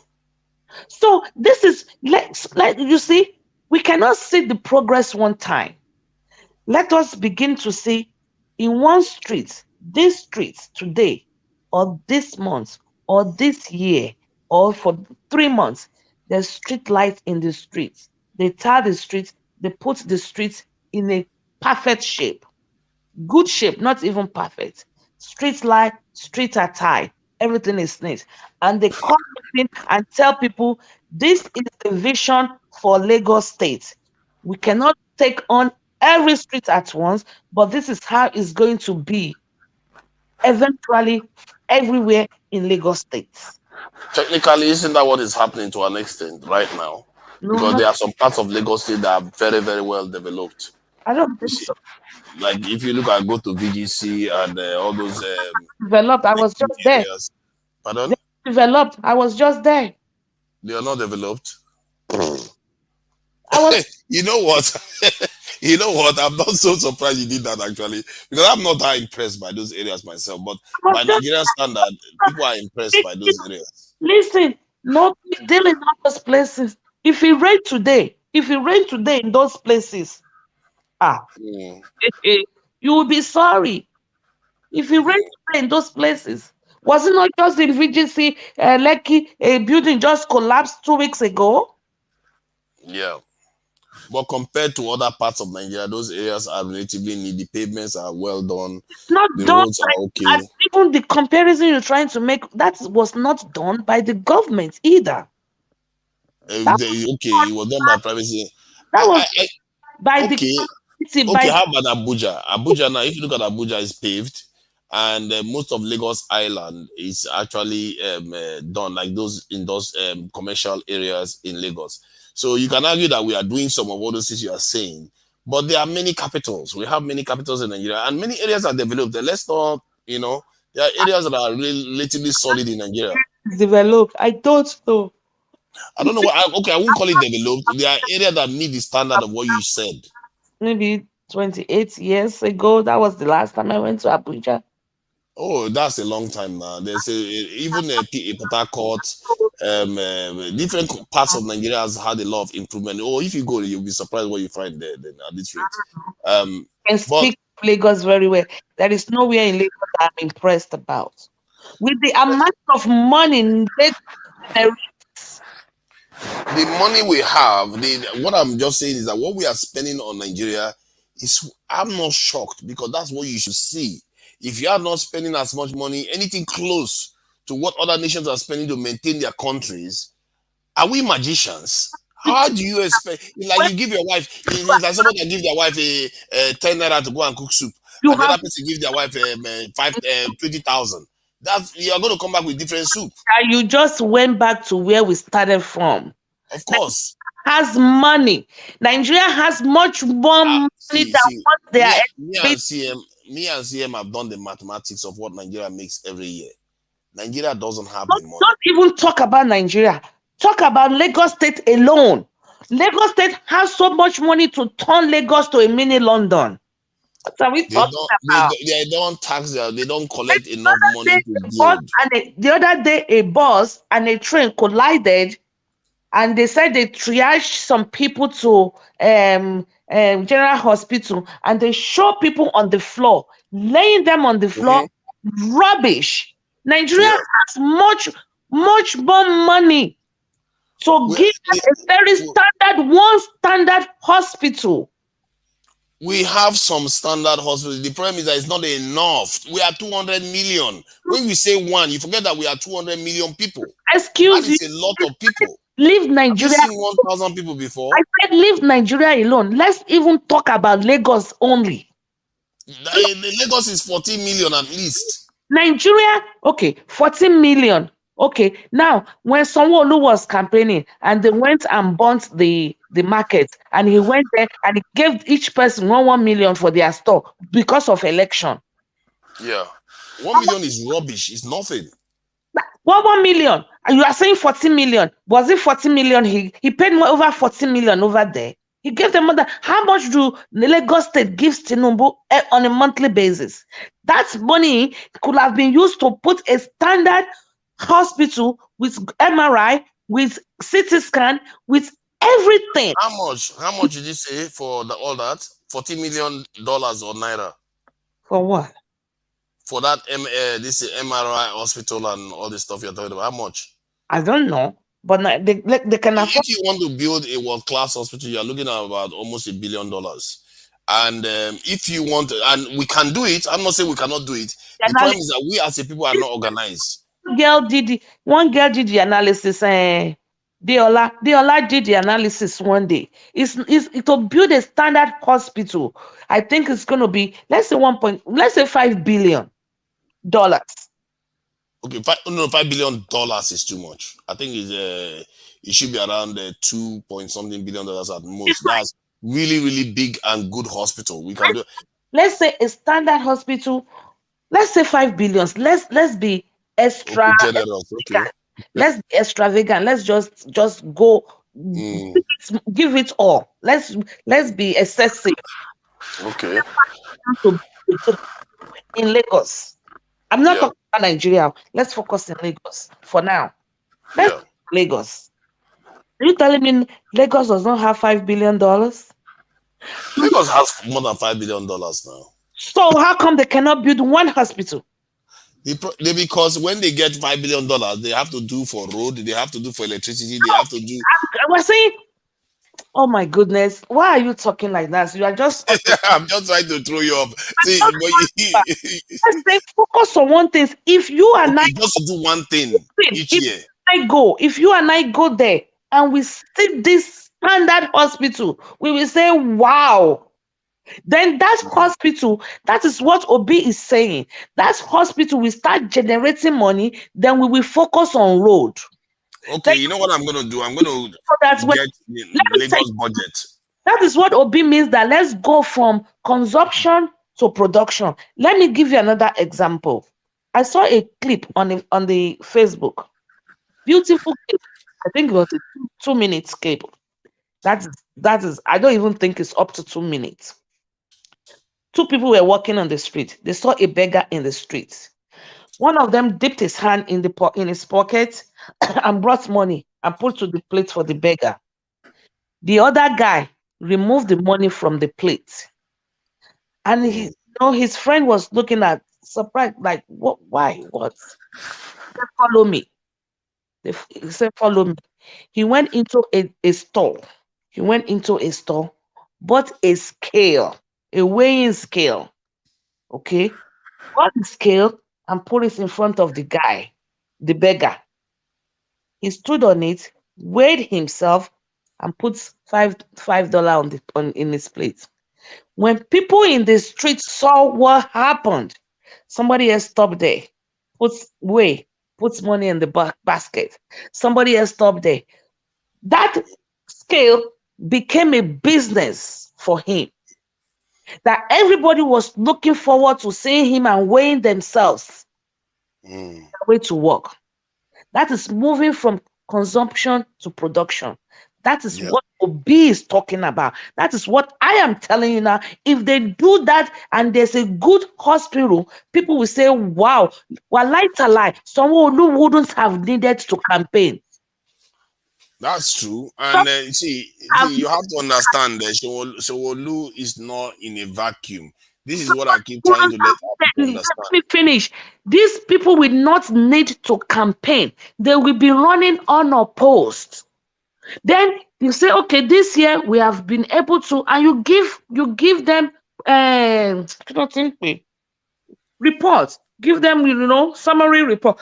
This is what we've been able. This is how much we have. $2.8 billion is Lagos We have budget. the next project now. We've been able to at least build one good hospital. We know we need more hospitals, but now we have to shift the focus on roads, and they start developing the roads, putting street lights and doing this, putting cameras and doing this. This year we have been able to successfully build the roads. Then the following year, you look for another project. You take on another project and solve that for a year or two while you are in office. You will be running unopposed. You will not need to spend millions and millions and millions and millions on elections anymore. That is moving from consumption to production. That is what Obi is talking about. Jesus Christ. Jesus, look at that. I just asked, I asked about what is the national budget. That's the budget for Lagos annually. It says it's 2.8 billion dollars, which is now up to 5 billion. They can't build that kind of hospital in a year. They can build one major hospital in a year, but all the roads and every other thing cannot be serviced. Let them go and open the tomb where they put Sanwo-Olu tomb. If they will not find 2-point-something billion there. No. What is that boss? Go to Tinubu's house. If they will not find 2-point-something billion there. What we don't understand is that Nigeria is so inefficiently run, and the resources we have, the resource itself is value-added manufacturing, as P2B said. That is where the magic happens. And because our resources are so thin, and then we have this corrosive culture, it makes it hard to start transitioning to the production. That's if our leaders are not even complicit in sabotaging our systems. So, but 1.5 trillion pounds, not dollars, is what the UK spent in between 2021 and 2022. That is staggering. It's staggering. And that's the UK you see today on the ground that we like to say, if Nigeria had that kind of money, 1 year alone, you are recommend Nigeria again. It's going to be difficult to discuss with you because for a few reasons. When we discuss past something, you fall back to it. 1, 2, you don't compare apple and apple. When UK spend 1.3 billion, no, trillion, you said. 1.5 trillion. Yeah, I was wrong. They're trying to maintain their roads. They're trying to maintain their schools. They're trying to maintain their hospital. They're trying to maintain their transportation system, their tube system. They're trying to maintain electricity. They're trying to maintain everything. Nigeria does not have any of those. So what I'm saying right now is, let's just make baby steps. For one section. If it is only 200 million we have, okay, this 200 million for this year is only going to be able to tar 5 streets. Let your people see you are doing it. The government has put street lights in 10 streets because that is how much it is in the pocket of the government. But the government have done this since it didn't make any difference. I think I've not seen it before. The government have done all these things. When you go to Lagos, when I was in Lagos the last time, there were street lights. What is your point? What's your argument? Your argument My point is that see, just be patient. It's very simple. My point is that if you keep spending pennies, don't expect to see mansions. You have to be ready to commit to the state and pay into the state. This money that we are talking about, do you think the UK gets it from natural resources? No, it's the people that are paying into the system. That's how the country gets built. What they are embezzling, what those money there. If you want to collect my 10 naira and you have 100 million or you have 10,000 that you are not spending. If look at, you want to collect my own widow's mite. If you to NAIJA, if you are my government and you have 10,000 naira and you say I have 10,000 naira, look, I am willing to put down 9,500. If me, I have 500, I can say, I only have 500. Oh, from my 500, okay, let me put down 250. Okay, so whom much is given, much is expected. Let me give down my 250. And with now, you have your 9,000 plus my 250. Then we put it together. Then we say, okay, let's fix one classroom in this school, or let's buy chairs and make it standard. One classroom. I didn't say the entire school. One classroom, and we fix it. Maybe we choose primary 6 class. But all this you are saying is already happening. That's why I keep telling you. I don't know when you went to Nigeria last. All this is already happening, but it's not enough.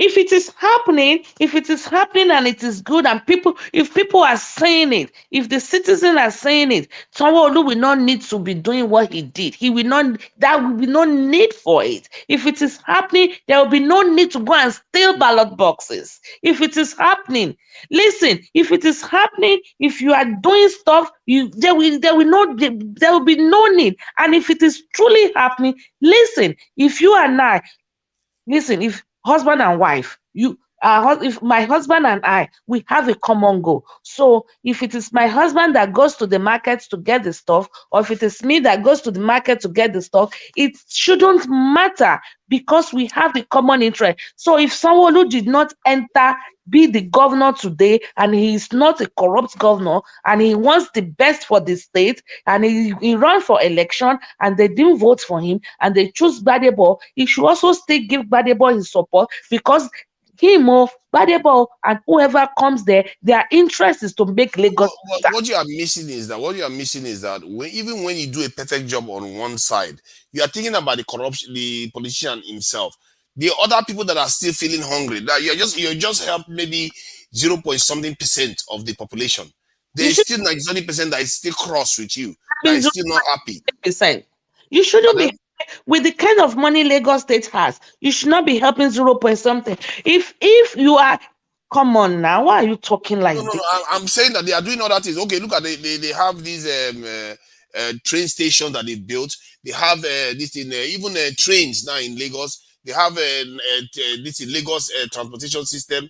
No, they are doing all this. It still doesn't mean that the Nigerians are satisfied, and I don't blame them, because it's not enough. They are doing a lot of things. The Nigerian government, there is train station, there is all kinds of things that is happen, but it's still not enough. We can't live on this in scraps. We are living on $50 billion for 200 million people. This is why we don't look like we are developed, because it's not enough. What you are seeing in Nigeria is what you should expect. This 50 million people, 200 million people. Stop it. We are talking, because you don't want to know the numbers. You go and spend $50 billion this in dollars in the UK, and you see the riots you're going to see on the street. Just go and try that nonsense in the UK. United States. Do you know that in United States, each state is different? If you go to Texas, is it Houston, Texas? When you go to Texas, you have a different feel when you go to California. When you leave California, you go to Nevada, Las Vegas, you have a different feel. Because each state is treated individually by their governor and their government. So you cannot put all the states together. Let's develop all this. By the time someone will fix his own state, trust me, Ogun State with wow, this is nice. Me too, I can go and do something similar in my own state. I just gave you an example. But your argument is that if they do one thing excellently well, the people it doesn't need to even campaign anymore. Weighing scale in front of a beggar, and people going there to weigh themselves, dropping money in the baskets. And he made so much money. When you do something that generates income, you can borrow money. Look at that was not your initial argument. That was not your initial argument, though. Look at the money they said they borrowed not so long ago here for subsidy for their fuel stuff. Look at that. Are they going to give it to people? They borrowed money to distribute. You are now moving your argument now. You are now doing what they call shuffling. You are shuffling your argument. Your original argument is do one thing very well, the people will be happy with you. Hold on 1 second. To Nigeria, hold on. Good morning, good evening. Who, Miss Nollis or Mr. Nollis? Hello, Knowledge. Nollis. Yeah, hello, good evening, ma. Good Or evening, good sir. morning, ma. Any contribution? How are you? No, I just want to, Tunaja is not getting what you are saying. That's why I want to, Let me tell him. because I Give me a believe break. I know my mouth is tiring me. He's not getting me at all. the problem is that Tunaja is so fond of, I don't know if he's defending Nigerian government or he's defending the politicians. I'm not defending anybody. Yeah, that's what you are doing. I'm calling it as it is. Let's not pretend. I'm calling it as it is. You can't spend 50 billion on the country and expect to see shiny stuff. No. Well, okay. Tunaja, do you know how much Nigerians are moving away from Nigeria every day? Like what? A lot. That is what I'm saying. What Madam Victoria is saying is that if you do one thing that generates money, you don't use your money and do something that doesn't bring out any income to you, then you expect people to be clapping for you, or you expect that the place to be developed. If it is one thing that you do under 1 year, and that one thing can generate money, that one thing can give employment to people in maybe in Lagos State, for instance, then for 1 year, that thing will speak for you anytime you want to campaign. You don't need to campaign on in those areas. That is what she's saying. But the point is that you are trying to compare Nigeria with United Kingdom, which is not possible. No. To be fair, that is not what I was doing. I even actually addressed that very point that she made.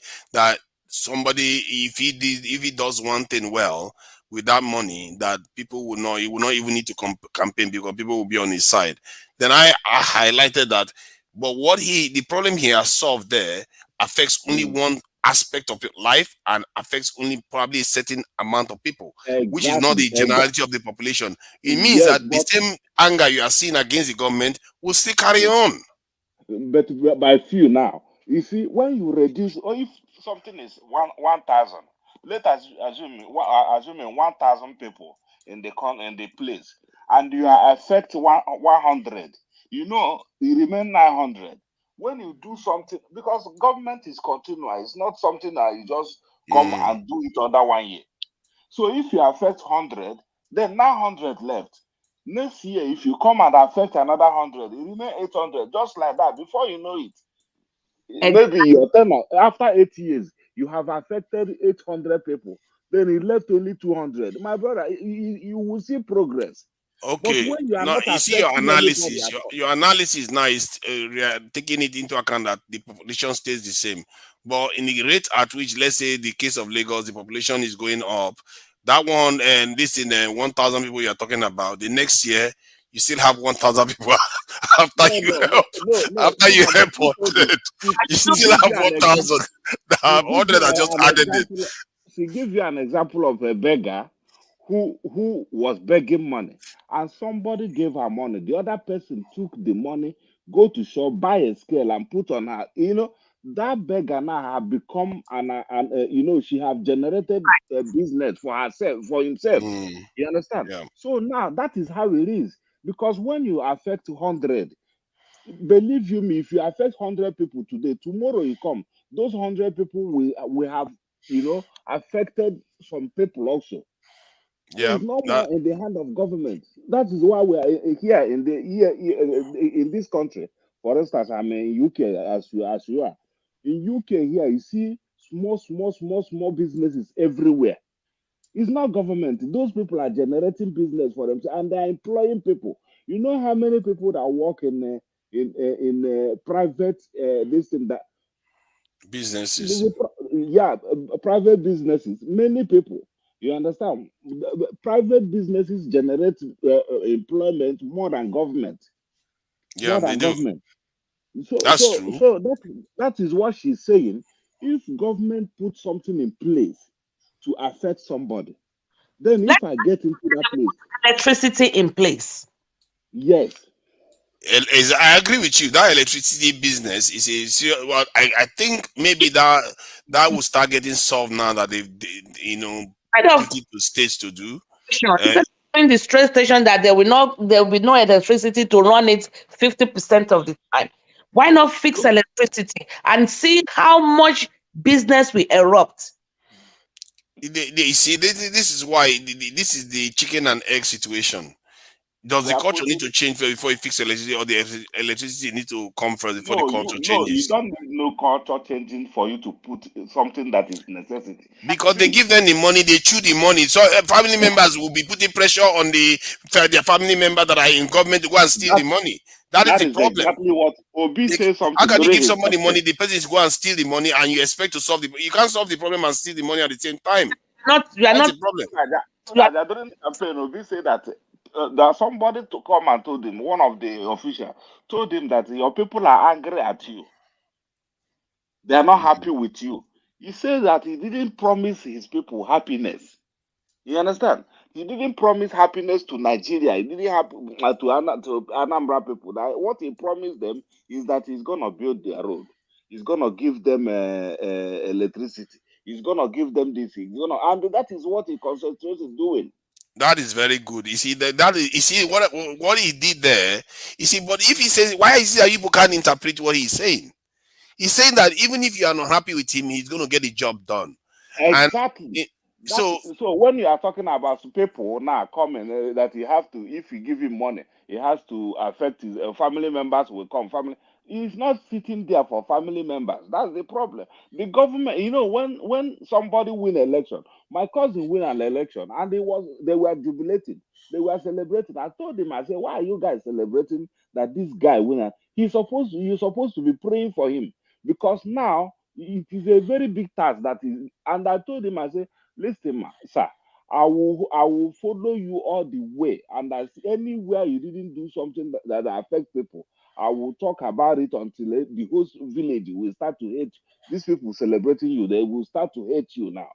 You understand? So the problem is that when people come into office, they are not coming into office for their family. They are coming into office to serve the people. You understand? yeah. And serving the people is that when they bring a project for the community where he's representing, he has to use that money and they give account of it. Yeah, the problem with Nigeria, yeah, Look at what all these people are saying about me. These commenters, you are terrible, man. You just say terrible things about me. I am a very, very open-minded person. I do listen.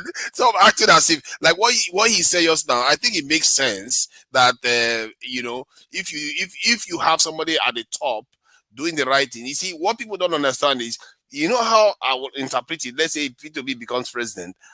I would see it from the point of view that the people are now ready. Enough of us are now ready to do the right thing, to elect the right person to get into office. That's what it will mean. The people are ready for the change. If they are not ready for the change, that's when you are going to see problems. The people have to be ready, otherwise they will not see. Anambra people were not forced. Obi didn't force himself on Anambra people. Anambra people created Obi. On Pardon? this particular election, Nigerians were ready to make changes. Nigerians come Yes, out and they voted for him. So that is Nigerians were ready. there's It's some just truth that the there. people who are holding us hostages are not ready to leave us alone. You understand? So that's the thing. But you know about the Anambra experience of Peter Obi. Would you say that the Anambra people were ready for Peter Obi when he came, or was it No, the other way around? I know much of Lagos than Anambra State. I never lived in Anambra State. Though I'm from Okay. Anambra State, but I know I never even lived in Lagos. I lived in Abuja, but I know because Lagos news is more open to everybody than every other state in Nigeria. You know, so I know more of Hmm. Lagos State than Anambra State that time. But I know that something is going on in Anambra State too. Yeah, I saw Anambra. Anambra is Uh-huh. doing Onitsha was doing quite well when I saw Onitsha. At least from the Onitsha I used to know in the late 90s to the early 2000s. The Onitsha that I saw in 2018, 2019, it's not, man. It's a totally different place. The roads, are smooth. You know, none of those nonsense traffic you used to get in Onitsha anymore. And all the southeastern, I don't know why people always say like northern states are, roads are a lot better. The southeastern roads are actually very good. You know, and Look at on this election we did. Look at on this election that we did. We spent 3 point something billion. It's 3 point something billion naira that they spend. I don't remember. For the election, it's about 500 something billion, 300 something billion naira. 305 billion naira. That is what they spend on this election. What did they do on this? Just print a paper and they cancel it with Tipex and pen. And you have to get the come on, man, stop it. You have about the beaver machine. The beaver machine, they say you have to have 2 of them, and you have to have. We have that is what we are talking about. We have 170,000 polling units. Did it work? Those polling units. 170,000 polling units. That's a lot. You know that when they sent me, when I was living in Sweden, I've been voting in Sweden all my life. I've never gone to polling unit. I don't know where polling unit is. They send me this thing at home. I fill it at home. I send it back to them. That is how I do my voting. Sweden is a very, very peaceful, mature democracy. That's what I'm saying. Nigerians are using money on frivolities. Things that, look at Lai Mohammed, they just have to move from Nigeria to the United States, to United Kingdom in order to just. So what are you asking for then? What would you ask for?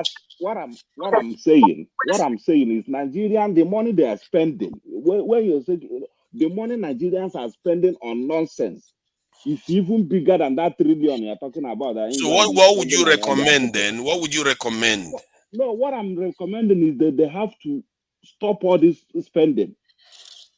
Then replace it with what? Spending. Okay, replace it with production. Yes, production. You're going to use production to replace voting system. What are you talking about? You have to have a proper system of voting now. What do you say? Replace the production? The other day, Madam Victoria mentioned it. He said that look at the dome that it's not only an entity. Nigerians are buying company. They will buy a company and construct it and turn it into a church. Yeah. Why that in this country they are buying church, turning it into company. So let me shock you to Nigeria.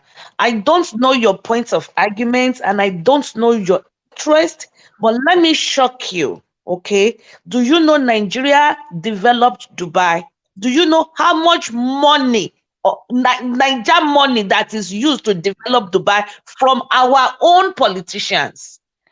The British were at the heart of the development. The British and the Americans were at the heart of the development of Dubai because of the loss of Hong Kong.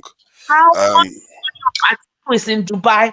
Do you know how much money of Dino is in Dubai? Do you know how much Nigerians invested in Dubai? Our politicians, the money they could have used to develop Nigeria. Yes, we would have gained a lot from that, but our people, are we not the one letting them still do it? Are we not the ones telling them to go and steal money when they become leaders in our country? Anybody, their family member becomes a leader now, they will be like, where is the money? Where is our national cake? What you are even doing right now on this platform right now is wrong. Because what I'm doing right now? Fought back, back this. And I'm tired. See, you know why? Because we are doing cycle. But when we and our people are part of the problem, we should be telling our people not to be doing these things. Stop your people from going to offices to go and rob the country. I've been going in circle. Listen, if the system works, people will fall in line. If the system works, nobody will teach them to do the right. Exactly. Yeah, because we are gonna. You know what? I believe you on that one, but you have to have a specific set of people end up in power. People that are committed to making sure the system works. How do you know those people? Hold on. Good morning, Mr. Ken. Thanks for joining us. Do you have any contribution, Dr. Ken? Dr. Ken, I think What is his name? Is not doctor. It's just a profession that is doctor. I'm a doctor too. Put it there. Put it Oh, there. hello. Also, His name is not doctor. It's just a profession that is doctor. I'm a doctor too. I put it there. Yeah. I think I'm hearing you from your TV. Yeah, Dr. Ken, are you there? Yeah, hello. Yeah. Go ahead. Can you hear me? Yeah, we can hear you loud and clear. Welcome. look at your TV Okay. background. Other platform there. I'm just listening. I just joined right now, and I'm actually this whole election thing in Nigeria is really tearing me apart. I've not been there for a long time, but that's where I was born, so it's really tearing me apart. And I still believe strongly from updates that I keep listening to from different media outlets and different articles and everything I keep gathering. I still just know that Peter Obi is going to regain that mandate, which is strongly believe is, and I do believe, I subscribe to that because evidence has so strong. Body language of falsehood is every day spelling out from Tinubu and his group. Their hastiness and everything that INEC did, they were just very fraudulent. And I'm sure that the judiciary or members of that bench, they do know what could spring out if anything is done out of another fraud. It's been fraud upon fraud. Adamawa incident is fraudulent and everything. So I strongly believe that something is going to happen from the blue that will turn things around. Strongly believe in that. And I also very, very, very strongly believe in the body language of our primary Peter Obi. Okay, yes, Peter Obi. I'm very much happy about the way he brings out his message through his body language, and each time he attend any interview that is invited to partake, the words and the choices of words that he really use. I am so very, very, it makes me very, very confident the more. And that is it. And I just want to also thank God for the Mr. Nigeria that is always NWATCH here that is always keeping this program up. And every time today, I came back from my office very early, and I decided to log in and join. And I'm really enjoying all of the commentaries. Thank you very much, you guys. I think for now, I'll just say this, and then I'll listen to more of the deliberations, and then I'll come up with my commentaries. Thank you. Thank you, and really thank you for the encouragements, and thank you for the, shall I call it, prophecy, revelation, advice, word of wisdom that Obi is going to regain his mandate. And if you're saying it's tearing you apart, the whole election thing, hello, I would say welcome to the club, free of charge.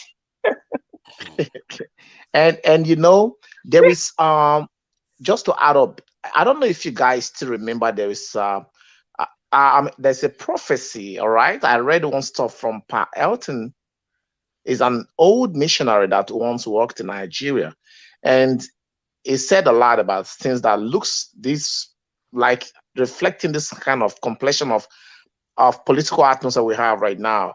You know, talking about the height of corruption that will be seen in Nigeria, you know, being practiced. And then after a while, he said it is going to come down like stepping down. And I'm telling you, there are a lot of people who are praying. In this country where I am, there are Nigerians who are praying. Yes. So I believe that I told somebody who is also a Christian that if there is God, actually, it will start to show his ID card by his demonstration in Nigeria this season. That's what I told him. I said, I'm not a politician. I don't campaign for God. No, God should campaign for himself. That is what I believe. And that is what is going to happen. I'm sure. I'm very, very much optimistic and so strong in that. Each time I like to listen to Peter Obi, every time he speaks, I see confidence. I see confidence. And that is what we all need at this point of time. It will happen. Amen. Amen. That's true. Happen. That's true. From the just from that River State one, I think that is telling me that something is not right with the results. There's no way it's going to be right, especially in the areas that these people have more control of. They are going to pad the result like crazy. And I just, for me anyway, the trick is to get the numbers in all the other states and start presenting it so Nigerian people hear them. Once we hear them, oh my God, then that's the one that is going to make them start sweating. And it's just that the problem now is that the case is going too slowly that he might be president before the judgment is passed. And even if he's removed from office, he would have been ruling for a while. He will definitely be. He will definitely, if I don't know from what Dr. Ken said, and I am a strong believer too. Okay, and I know that God works in a miraculous way. You know, you cannot just say this is the angle it's going to come from. And I'm a strong believer of miracles. Now, having said that, I want to let you know legally, if he's healthy enough, if he's alive and healthy enough, there on that May 29, he will be sworn in. Okay. And these are my reasons for saying that. Even if the appeal court, this is the tribunal, even if they overturn his campaign or his the mandate and return the mandate back to the rightful owner, to APC we also want to appeal. Then they go to Supreme Court.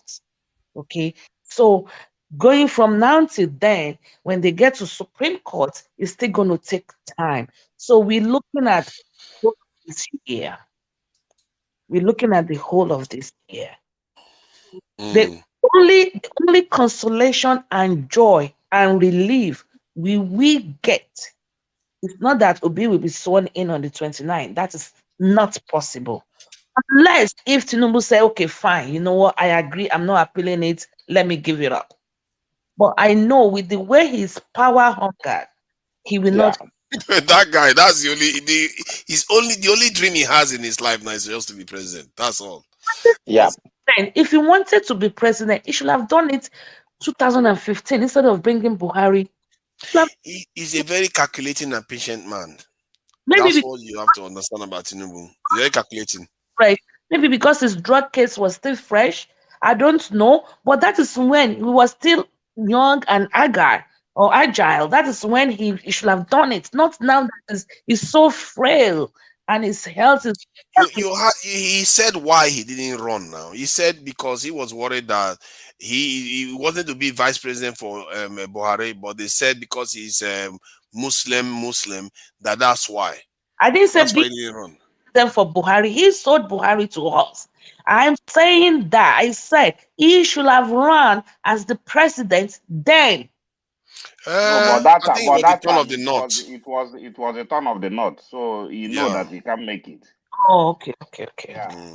You know, there's something that we don't seem to really understand about Nigerian Limited. There are few people who owns share in Nigeria Limited, and they do it turn by turn.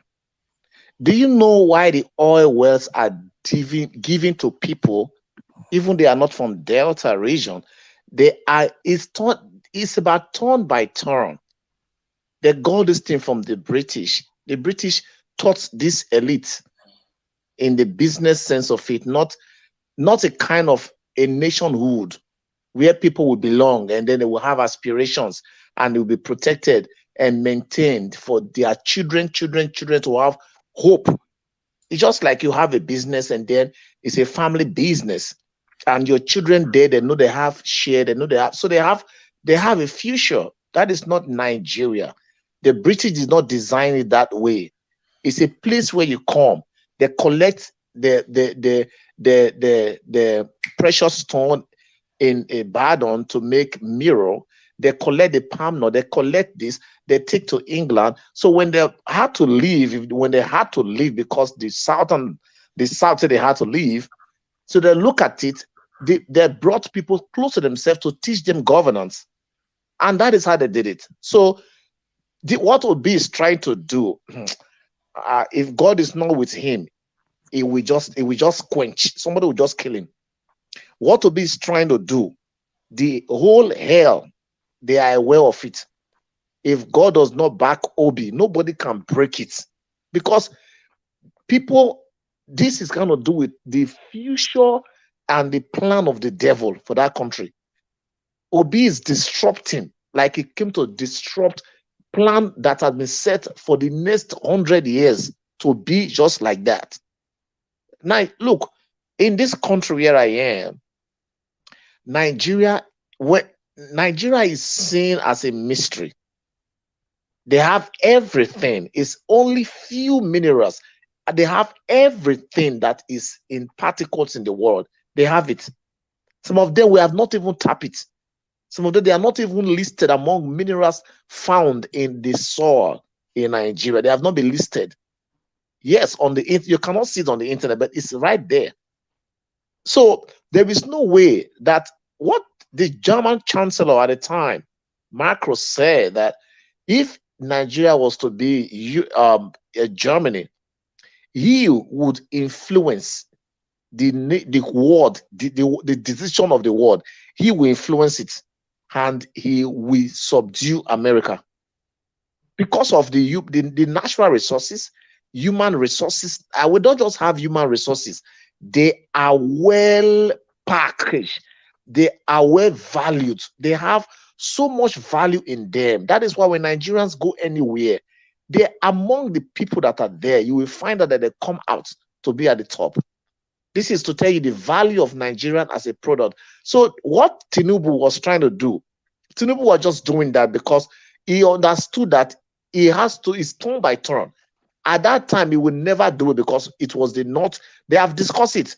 We are pushing Buhari, the North, to come in. Then after that, this person, that's why Tinubu said, Tinubu is supposed to be in this. If you have dealt with the seniors in the home, you will know how they talk. They speak their mind. What is in the secrets? He said, it's my turn. Dr. Ken, please come in. Yeah. Can I say one thing? You know, in the States, they don't do turn by turn. Everybody run for election, you win, you win. We don't say, oh, it's Democrats now and Republican has ruled us. Now it's the turn of the Democrat. You run for election. Whoever wins, wins. Yes, my sister. That is how it is supposed to be, but that is not. That is the unwritten constitution that many people cannot see because they can't. I mean, they cannot read because they can't see it. Tinubu is in his 80s, so it's actually sometimes affected by dementia, sometimes being affected by so many stuff. All right, so sometimes it can speak what's supposed to be kept secret out. You saw him during the election, right? He would just say, they say I shouldn't talk this. I will talk. And then he just go ahead, blab. And then sometimes they have to keep orientating from the back, like progressive orientation. On stage, they'll say, okay, say this one. They will just there, you know, that is at the point he said it's my turn. It was not guarded. He made that statement unguarded. It's my turn. He's speaking from somewhere. He's quoting a particular agreement that is not written. It's my turn now. I know it. It's my turn. So nobody will not agree. It's my turn. That is what he was saying. And CIA got angry to respond to Buhari when he was trying to break the agreement. He said no. When he came here, he failed. He failed. Now it is. That's why I said it's just too.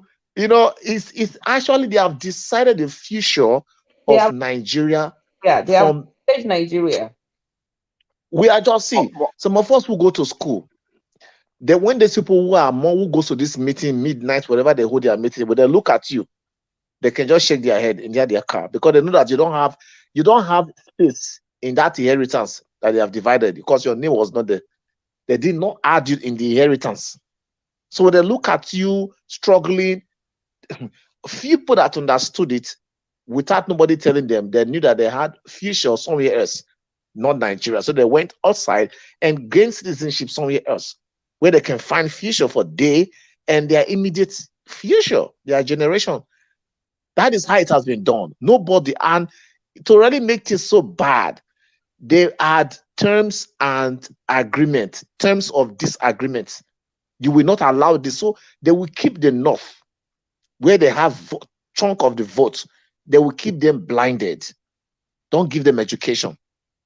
Watch, if Peter Obi carries education to the North, watch today, mark today's date, you will see what will happen. There will be a gang up against him from the North, mostly by the politician. That is Because exactly what happened to Jonathan now. When he starts yeah, building okay. our Oh, imaginary schools in the north. That's absolutely. exactly what happened. They push him away. None You of don't know those this. children go to that school. None of them go to that school. They will damage that school because you are only trying to damage the plan. The plan is that they will use you. They have people they use to make themselves, to make their dream come to pass, to make their life. So it's an arrangement. In the south, they have the people that will have to sacrifice out. In the north, in the east, just look at this geopolitical region and see what is missing. You will see big loopholes. Go to the north, it's illiteracy. Go to the south, it's deprivation. You have the wealth, you will not enjoy it. Go to Delta, all those where you have this oil. Go and check this oil where who owns it. It's one Alaji, blah blah blah. It's one that that is how it is. I beg to differ, Dr. Ken. And what I'm saying is when you said if you give them education, they'll be angry. Why? Because they don't want education? No, not because they don't want No, education. the elite will be angry, The not the people. yeah, Oh, if the elites were too bad for them, because then there will be we are not in the word of the elite. The majority should carry the votes. Yeah, but that yeah. is the reason why they keep them uneducated. In order for is they become a tool, the tools. Because if you look at what is going on in An the example. north now, So let's say I had a visitor come from Nigeria, and we all went to work, and when we came, the whole house was dark. I was like, Auntie, why are you in the dark? She was like, oh shit, she forgot there's lights. She she's so used to be in the dark. She came to America, she forgot to turn on the lights. that's the mindset Oh, of Nigeria. That's the mindset. When You we know, the can't. country have positioned us in the sense. Oh God. turn on the light, every time you see her, she will go there, she will be like, leave it on. She will go there, she will not turn on. She's because when you give this, that is what they are used to. When you give them a different life, I would say this now. One day I said on this platform, I met Dino at Eco Hotel that we sat down, we spoke for about an hour. And later, when I was looking at the comments, people were abusing me. Oh, when the hoteliers. And I just smiled. And why did I smile? Because in Nigeria, the mentality is if you see a woman come out of the hotel, oh, she went to prostitute. She went to do this. She's this, she's that. And I used to be like that when I was also in Nigeria. I grew up in Oshodi. Okay. I grew up in Oshodi. And I used to be like that, even though I have aunties all over. Ajao 1004, way back then, everywhere. But if you really want to say the truth, I actually, my bag and clothes, life address is Oshodi. So, and I used to be, that mentality. When I read the comments, I was like, OMG, I used to be like this. You see a lady come out from the hotel, or I said, I was in the hotel with Dino, we spoke with this. They're already thinking one way, one direction. But everywhere, I have been to 44 countries. I stayed in the hotel, Dubai, London, everywhere. And when you see business women, professionals, the elites, they stay in the hotel. So because people in Nigeria are used to thinking in one direction, that is what they see. When someone new come and introduce something new to them, by the time they say it, they will change, they will adjust. Because right now, I can't go anywhere in the world and visit and come and stay, go and stay with my auntie, go and stay with my uncle, go and live with my friend. No, I need my privacy. I will lodge in an hotel, even at the least, maybe Airbnb. At the least, maybe an Airbnb. So their mentality, even the elite, Come on, look at Obi. Even some elites are falling in line with him. Some elites are, when they start seeing the system works, the elites, they will be angry initially, but one thing is they too will drive through a good road. They too, they will drive through a good road. They too, they will see it. Wow, they will see that they really don't have to run to America to get treatment. If Ekweremadu had built a very good dialysis center in his state, he won't be in the mess today. Even the elites will give up at a time. Some of these elites, they're falling behind Obio. Some right now they can't stay calm, or am I speaking the good English? They might not be able to come forward openly for now, but they are kind of buying his ideas. Maybe they're doing it secretly because they don't know, they don't want to be on Tinubu's black book. You understand what I'm saying? For now, they're still looking at all this Dangote and co. Even Oni of Ife, look at what he said not too long ago. These people know it's going to benefit everybody because the streets will be good. If the street is good, your car lasts longer, your gas lasts longer, your tire will not be spoiled, there will be no dust, your health will improve. A lot of things will fall into place. If you're asthmatic and the street is good, you can walk in the street. You can even there will be less crime. There will be, because this will give them electricity in Nigeria. Nigerians are the smartest people in the world. Anywhere you go, we excel. We do great exploits. Why can't we do it in our own country? Because we are not given the room. And Nigeria, let me ask, are Nigerians ready to pay for the electricity? On platform, we are all they're already paying. Nigeria is already paying for electricity. The electricity we are paying right now is highly subsidized. Highly. Yeah, if you look at the price we pay in the West or the price the Ghanaians pay, Nigerian electricity is very cheap. I know that because I pay some of it, and I think is like robbery, really. How you pay 18,000 per month on electricity? That is equivalent to about 10-20 pounds. In the UK, people are paying 200, 100, 500 pounds. You see what I mean? So, and it's the same equipment that they used to make these things. You see, this is where the problem is. In UK here, Tunaja, they are okay. For instance, they put something they call ULEZ. There's Dartford Crossing. There's many areas on where they extract money from their citizens. UK is living on their citizens' wealth. Nigeria exactly. That's what I mean. Now, but you don't expect Nigeria, because now the problem is that God knows the reason why He gives us the resources that He gave us. Oh my God! The resource is nothing compared to the wealth that comes from the people. The people is how you build the country. Even Nigerians are human resources. I Exactly. mean, when I say resources, I mean including human resources. Okay. Nigerians are hardworking people. Nigerians don't need government to survive. Everybody. Like for instance, in area where I live in Abuja, everybody generate their water themselves, generate their electricity themselves, generate their security themselves. You understand? So nobody is expecting, even on the road, our road where we used to pass that time.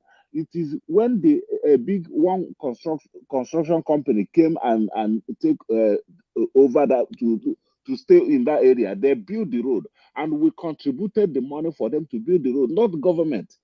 You understand? So the problem is that Nigerians are not expecting anything from the government. What they just need is that if this electricity will be, let it be. We will pay for it. If there is water, we will pay for the water. We are not expecting them to give it to us free of charge. People are angry because they pay. Give us so if they charge Nigerians 100,000, 150,000 for electricity every month, but why would they charge us 150,000? How much are they generating? That's what they are paying internationally. No. There is even country that doesn't pay electricity. Charge them 50,000 Do you know that 2018 I went to Ivory Coast. I went to do something in Ivory Coast. I stayed there for almost 3 months. I am telling you, from the day I arrived to the day I left, they took light only once, and they announced it. Mr. Tun, thank you so much. Mr. Tun Naija, let me answer you that question. Okay. One, they cannot just bring a bill of 150,000 naira, but let's assume they do. Let's assume they do. There has to be electricity. If there's electricity 24/7, if I know my bill, then people will know. People will be using the electricity for business. The business will be generating money. They will be able to afford to pay it. Yeah, I agree with that too. If I know when I was growing up in my father's house, in my grandma's house, then we used to sell. I personally, when I was in primary school, I would tell my grandma, no, I want to sell my own thing. No, I told my mom, I sent message to my mom in America. I said, please, I want to buy a freezer, 2 big freezer. I want to be selling eye blocks. I was selling eye blocks, ice water, eye blocks in my grandfather's compound. And the whole entire street will come to my house. People trying to hawk minerals, hawk this, they will buy ice block. I was doing the business. I was generating money for myself. Anything they asked me to bring. Primary school, I was only primary 6 years old, 7 years old. People will do business that will generate money to pay the electricity. It is what they call inflation. But people now are angry with NEPA. They bring bills with. My auntie have not seen light for 6 months in their neighborhood. I just finished telling you the story, and they get every month. But if you look at what is going to happen, let's say bill go up to 100,000. A lot of people are not going to be able to afford it. The ones that are going to be able to afford it are the ones that have generator already now. Not so true. They don't need generator anymore. So now they can afford it. In UK here, Tina, the people that pay as you go. Sorry, your sound is breaking up, Victoria. Your sound is breaking up a bit. Sorry, Nolly, you can go ahead. I say in UK there are people who subscribe to pay as you go electricity. There are people who go and fill up their electricity and use it. It depends on how you use it. It depends on the quantity you use. Not only that, everything in life or not in life, don't let me say that, everything is inflation. You cannot just go and bring a bill of 150,000 when your minimum wage is 30,000 naira. No, it's not be done that way. That is what we mean by the system. It's not, the system is not, if my bill is 150 for electricity, then I'm getting a minimum wage of 30,000 naira. There's something wrong in the government system. Exactly. You know what is going to happen when that happens? Because when they take away the subsidies now, what is going to happen is that the prices are going to go up when they take fuel subsidy off. I'm trying to explain how. I can't hear you. I can't hear you. The line is breaking up. So if they take these fuel subsidies off, the prices are going to go up, and wages will have to go up. Otherwise, workers will not even be able to go to work.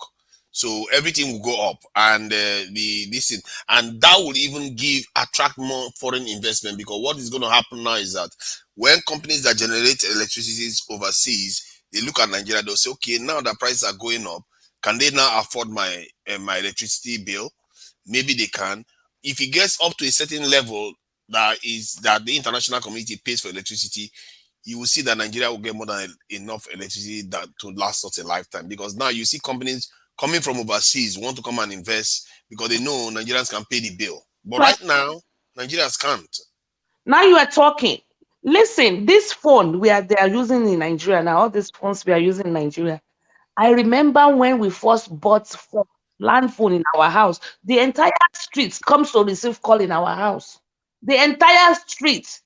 Our house hey Joe, please, so tomorrow at 4 p.m. I've told somebody to call me. Please, so will somebody be home? Please, so the entire street was coming to my house. Now, everybody in Nigeria has at least minimum of 2 phones. Okay, and I remember when my uncle first bought the cell phone, the Motorola. I mean, is it Motorola or Nokia? How big and mighty? He paid 60,000. But now, when more and more and more came out, I think you can get a phone now in Nigeria for 2,500 naira. So it's not that when there's electricity, they're going to be paying 150, they cannot afford it. Therefore, what is your point? Therefore, don't give them electricity because they cannot afford it.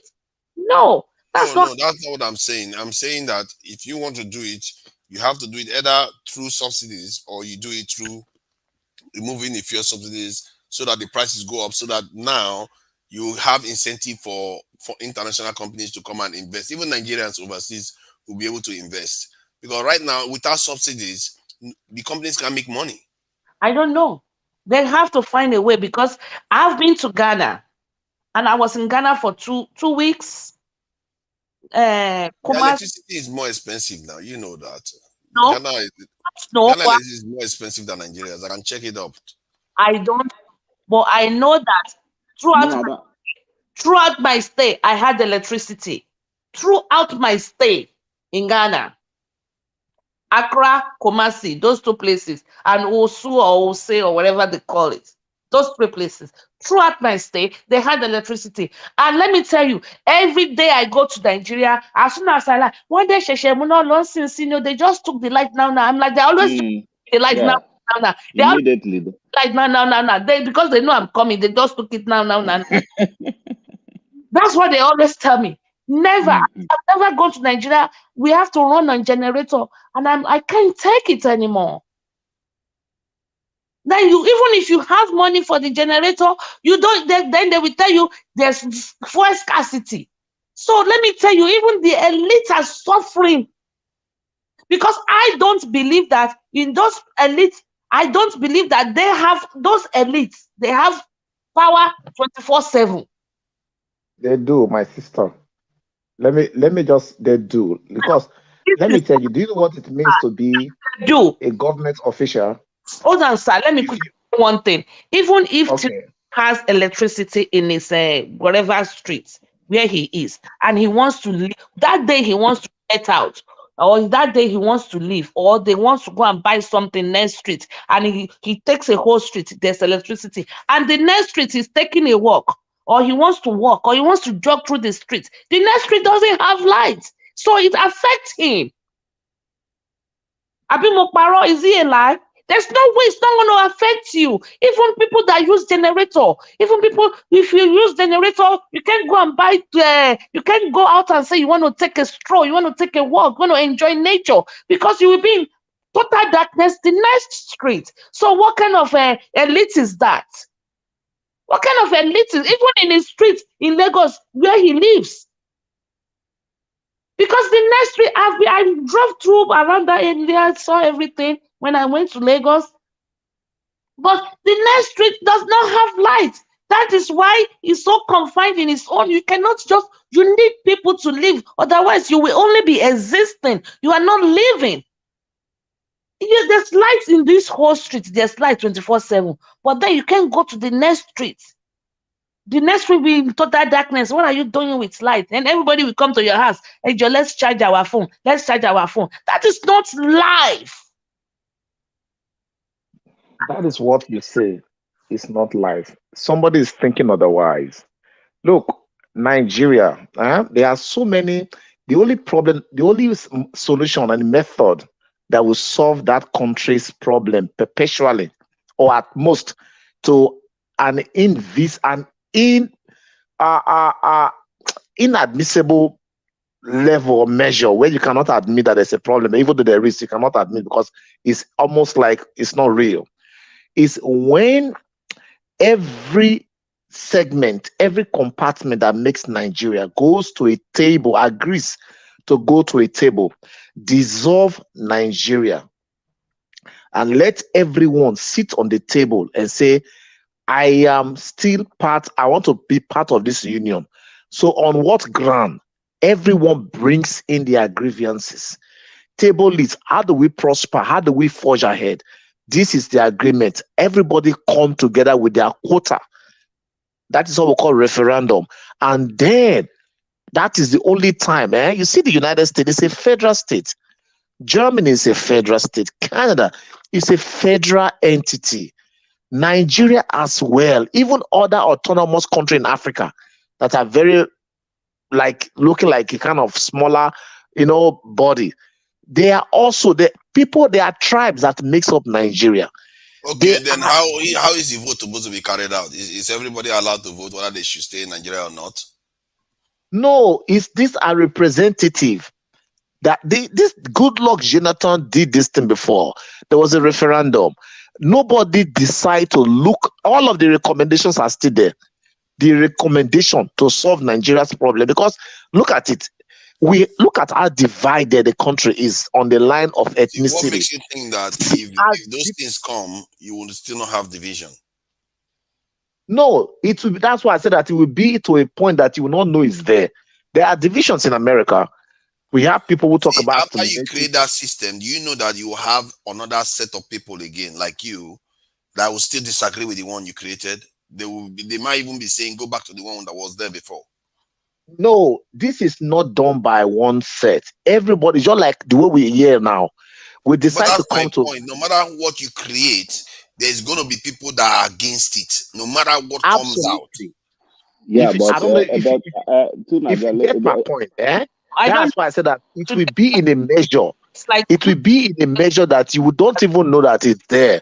For example, I don't know where you are right now. Wherever you are right now, there is a little, or there is a presence of racism.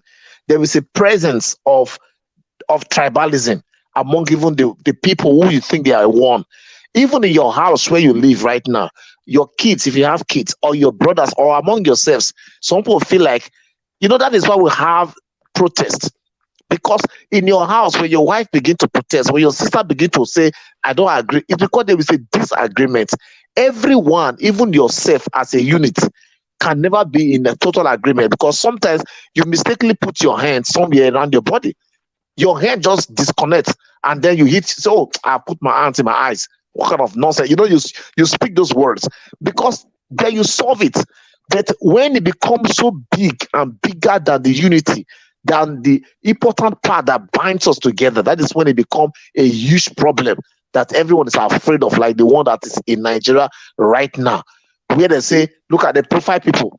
Igbo man should know, they profile this tribe, they profile this religion. Yeah, but what you are doing, what you are saying we should do, you are falling exactly into the same trap that, you see, we don't see the trap. This is why I like what Mama Hicho says sometimes. He says, there are two classes, the oppressed and the oppressors. We keep thinking that when we shift to tribe, the oppressors will disappear. The same system still remains. What you should be looking to do is remove the power from the oppressors and send it to the oppressed. Make the people more powerful. Northern people, southern people, all the people. The oppressors are the leaders.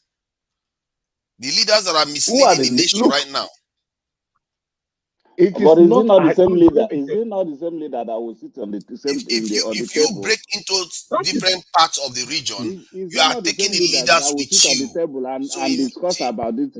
Who are the leaders? That's what I'm asking you. That title leader is for everybody. Even you today, you can become a leader. Say that, but from you talked about representative. Those your representatives are the ones causing the problem that we have now. And that's if you look at the states now, let me finish the point. The states that you see right now, they have autonomous governors. We even have one of them that even disobeyed the president and is still standing. So the states are basically operating as almost like as a confederation that the federal government cannot even touch. Then, and I think that is a bad thing actually, because in America they don't even have state governors that are that powerful. But then again, if you say you want to break up into segments of a country, then you are missing the point. This is why I always argue that it's about the people. You need to do the kind of stuff that they did in Switzerland, where they put the power in hands of the people.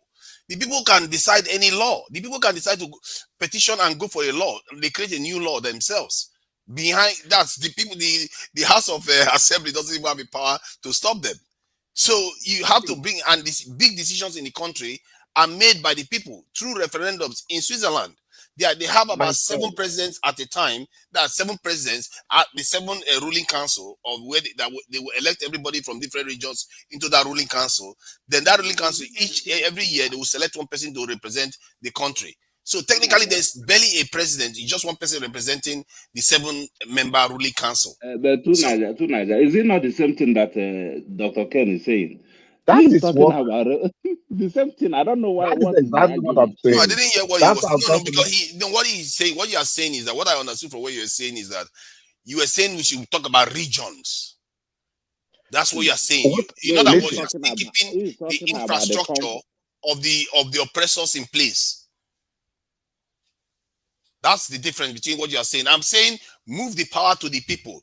You are saying move the power to the individual regions. The oppressors still remain in place if you do that. That's how you solve a problem like Nigeria, because Nigeria is so complicated. You have to empower the people. And if you do that, Nigerians will be one of the greatest countries in the world. I can tell you that. If you put power in the hands of the people to decide, their leaders can't oppress them anymore. You are right. So Nigeria, if I want to come, we are saying, let me tell you, Nigeria is patterned after what you just said. What you said, power into the hands of the people. That is the framework on when Nigeria was being built and founded. If I use that word founded, even though it's like actually fraud, it's not founded. But that is the platform. But you know what? Over time, because of one side of the triangle that broke, that is what is affecting Nigeria today. You see the legal system, you see the judiciary. You see, we don't punish people for crime. You see, the culture of impunity over time has override the entire tradition of democracy, where power is supposed to be seen with the people. Do you see how powerful our executive arm is? Is the most powerful arm of executive of government in the whole world. Check it. Nigerian president is the most powerful president based on the power that is ascribed to that office. The presidency is the most powerful of all nations in all nations of the world. Because I don't know about that too. When El-Rufai can defy the president's order, I don't know about that. That is because of sentiment. If Buhari want to really stand as it should be, if not because they have league of APC as a league where they are all together. Do you know that if I count how many times the governors have defeated the federal government in Nigerian courts, you will lose count. Let me ask you a question too, Nigeria. Always talk. If an Eastern governor had done that to Buhari, tell me what would be the reaction? Especially not an APC governor from the East. Eastern governors have taken the federal government to court and defeated them. No, I'm not talking about legal challenge. I'm talking about defiance, like El-Rufai did. Defied a sitting president as if he is an autonomous nation, as if look. Hello. Maybe they will treat him more harshly. I don't know. We don't know that until we have that kind of action. I've never seen the Eastern. Everybody knows what would have happened. Hello. Everybody knows what would have happened. Hello to Nigeria. Hello. Mr. Elvis said we should end the broadcast. So he just sent the message. It's in the chat there. If you look at the chat, he said, "Thank you very much, everyone on the panel. Please, can we round up the broadcast in the next 10 to 15 minutes? Okay, we can start closing out then. We are closed. Thank you for coming. Thank you, Mr. Tunaija, for coming. Thank you, Mr. Knowles, for coming. And we meet again tomorrow at 12 noon. Remember to like, subscribe, and what does he say again? It's press the $sign. Nolly and Dr. Ken, you normally come here. I don't remember seeing you here often, actually. Nolly 77. I'm always here now. But I don't come the hour right now. Most time I go to the office, all right, and I get, if I don't to the office, I am home working. It gets me so busy. I see. So I can just be at the background watching the, you know what I mean, like the commentaries and the whole event going on. Okay. But I can't really be active, like to make comments. Okay. So, okay. At least we'll be doing later sessions now, so maybe you can be joining us and having these our discussions. Yeah, I enjoyed it because it's a bit more loose, and we are talking about things in a more loose way. So there's always room for this type of conversation. You know, what I mean.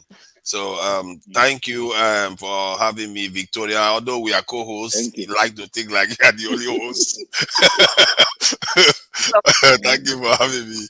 And let me step out now. And Dr. Ken and Nolly, Thank you very much. we'll see I again. appreciate. Yeah. thank you.